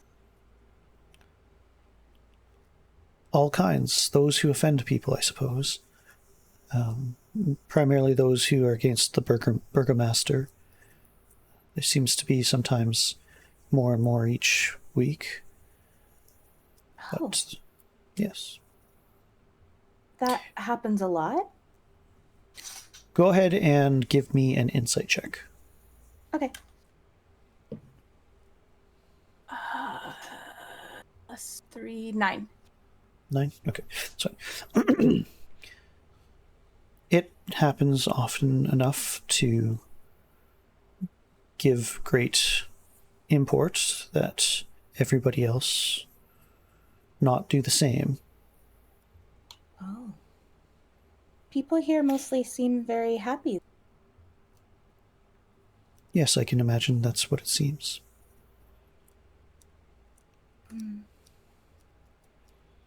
Are you okay? I noticed that you seem like you may have been a little upset. She grabs sort of a handkerchief from her sort of blouse pocket and tries very, very hard not to just kind of burst into tears, and says, "It's really none of your business, I'm afraid." You don't have to explain anything to me. It's fine. I just was a little concerned, that's all. Empathetic. I understand what it's like to be sad when you're surrounded by people who are not in that same headspace as so. Go ahead and give me a persuasion check.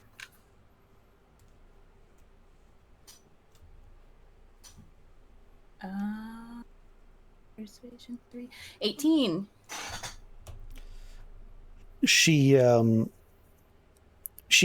as hard as she is trying, she's like, tears are freely running down her cheek, and she keeps on having to dab it, and she kind of looks up to the sky and says, "I'm sorry, it's just my father is in the sorry, let me just look it up for a second. I'm trying to remember what it's called.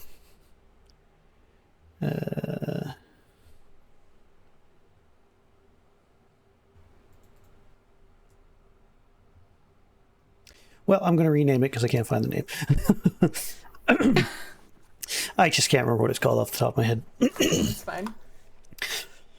My father, he's in the Reformation Center right now, and it's for those who have been suggested to have or have been dissentful of the burgomaster and the festivals. And it is a terrible place. The stockyard is the first for the first offenses. But sometimes the burgomaster, if it is a person of great import or influence, will reform those who dissent vocally. And it's not something that I was trying to go and see him, but they wouldn't allow me. So he's been gone over a 10-day now, and I worry for him. Sometimes they just don't come back, so. I would be upset too if I were you. He was accused of dissenting? He was found guilty. Oh. She kind of pointedly looks at you when she says that. And, yeah. And she emphasizes found guilty. Right. Yep. In this town, does that have any bearing on you as well? Does it put you in danger?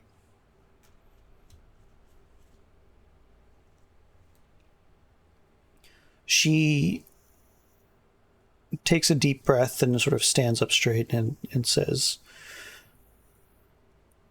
"I don't think of it that way. It is more of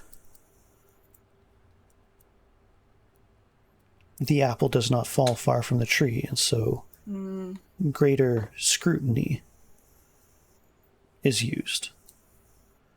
I see. So we must be more diligent in our adherence to the law." I see. Is there any way that I can help you? She looks like she really wants your help, but suddenly she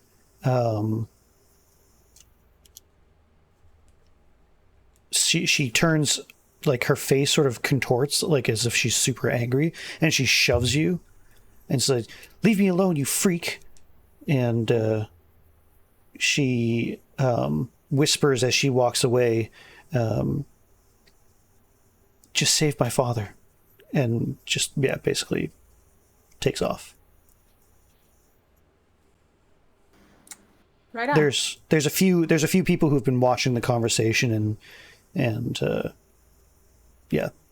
have taken note. I figured that's probably.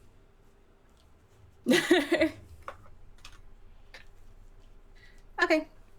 Well, I'll go back to my friends now.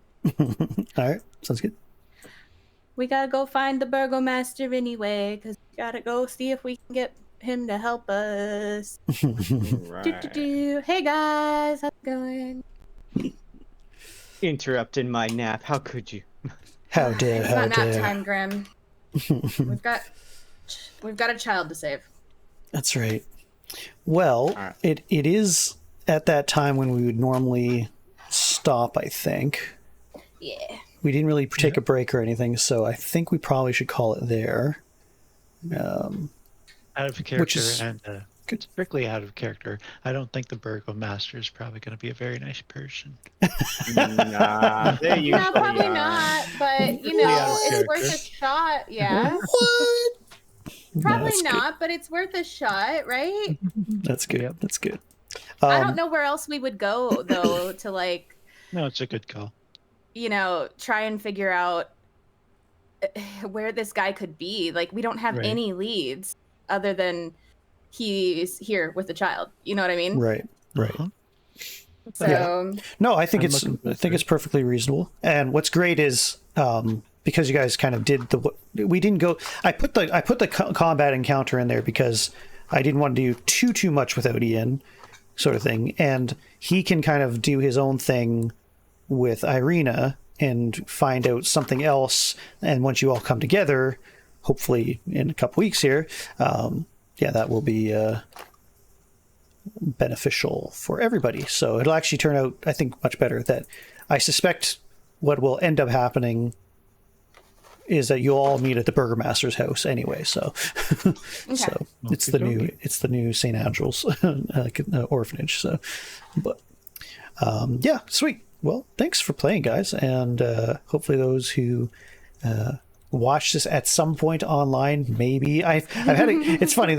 I'm like, we're up to like session 16 now, so I love it. Yeah, so we have quite a bit, that's gone down, and I really love that.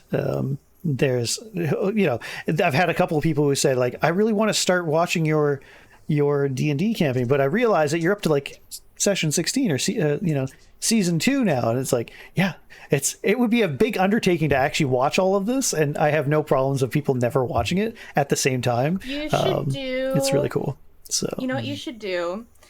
You should do like a recap of here's the story so far. Yeah. And like retell the story like in your own words, and you could throw in a few clips here or there if you wanted to of like some banter or a conversation or something like that. Yeah. But like in your own words, like you know how they recap on TV shows like the past 10 seasons. Right. You should do something like that. Yeah, I've thought of it for sure. And I think what I'll do is I'll wait until we finish this section that I have kind of in mind. Season 2, quote unquote, and then I'll kind of do that as sort of a let's recap both seasons in their own, section sort of. And I'd probably, like you said, like there's episodes that they have like a specific episode that they've gone through and talked about or taken clips of each previous episode of the season kind of thing. So I have thought of that. I thought it would be a good idea. But yeah, it's good. It's good. It's gravy. Thanks again for playing, everybody, and thanks for everybody for watching. Until next time, I am Zel, and this has been Curse of Strahd, the Beckoning. Until next time, peace.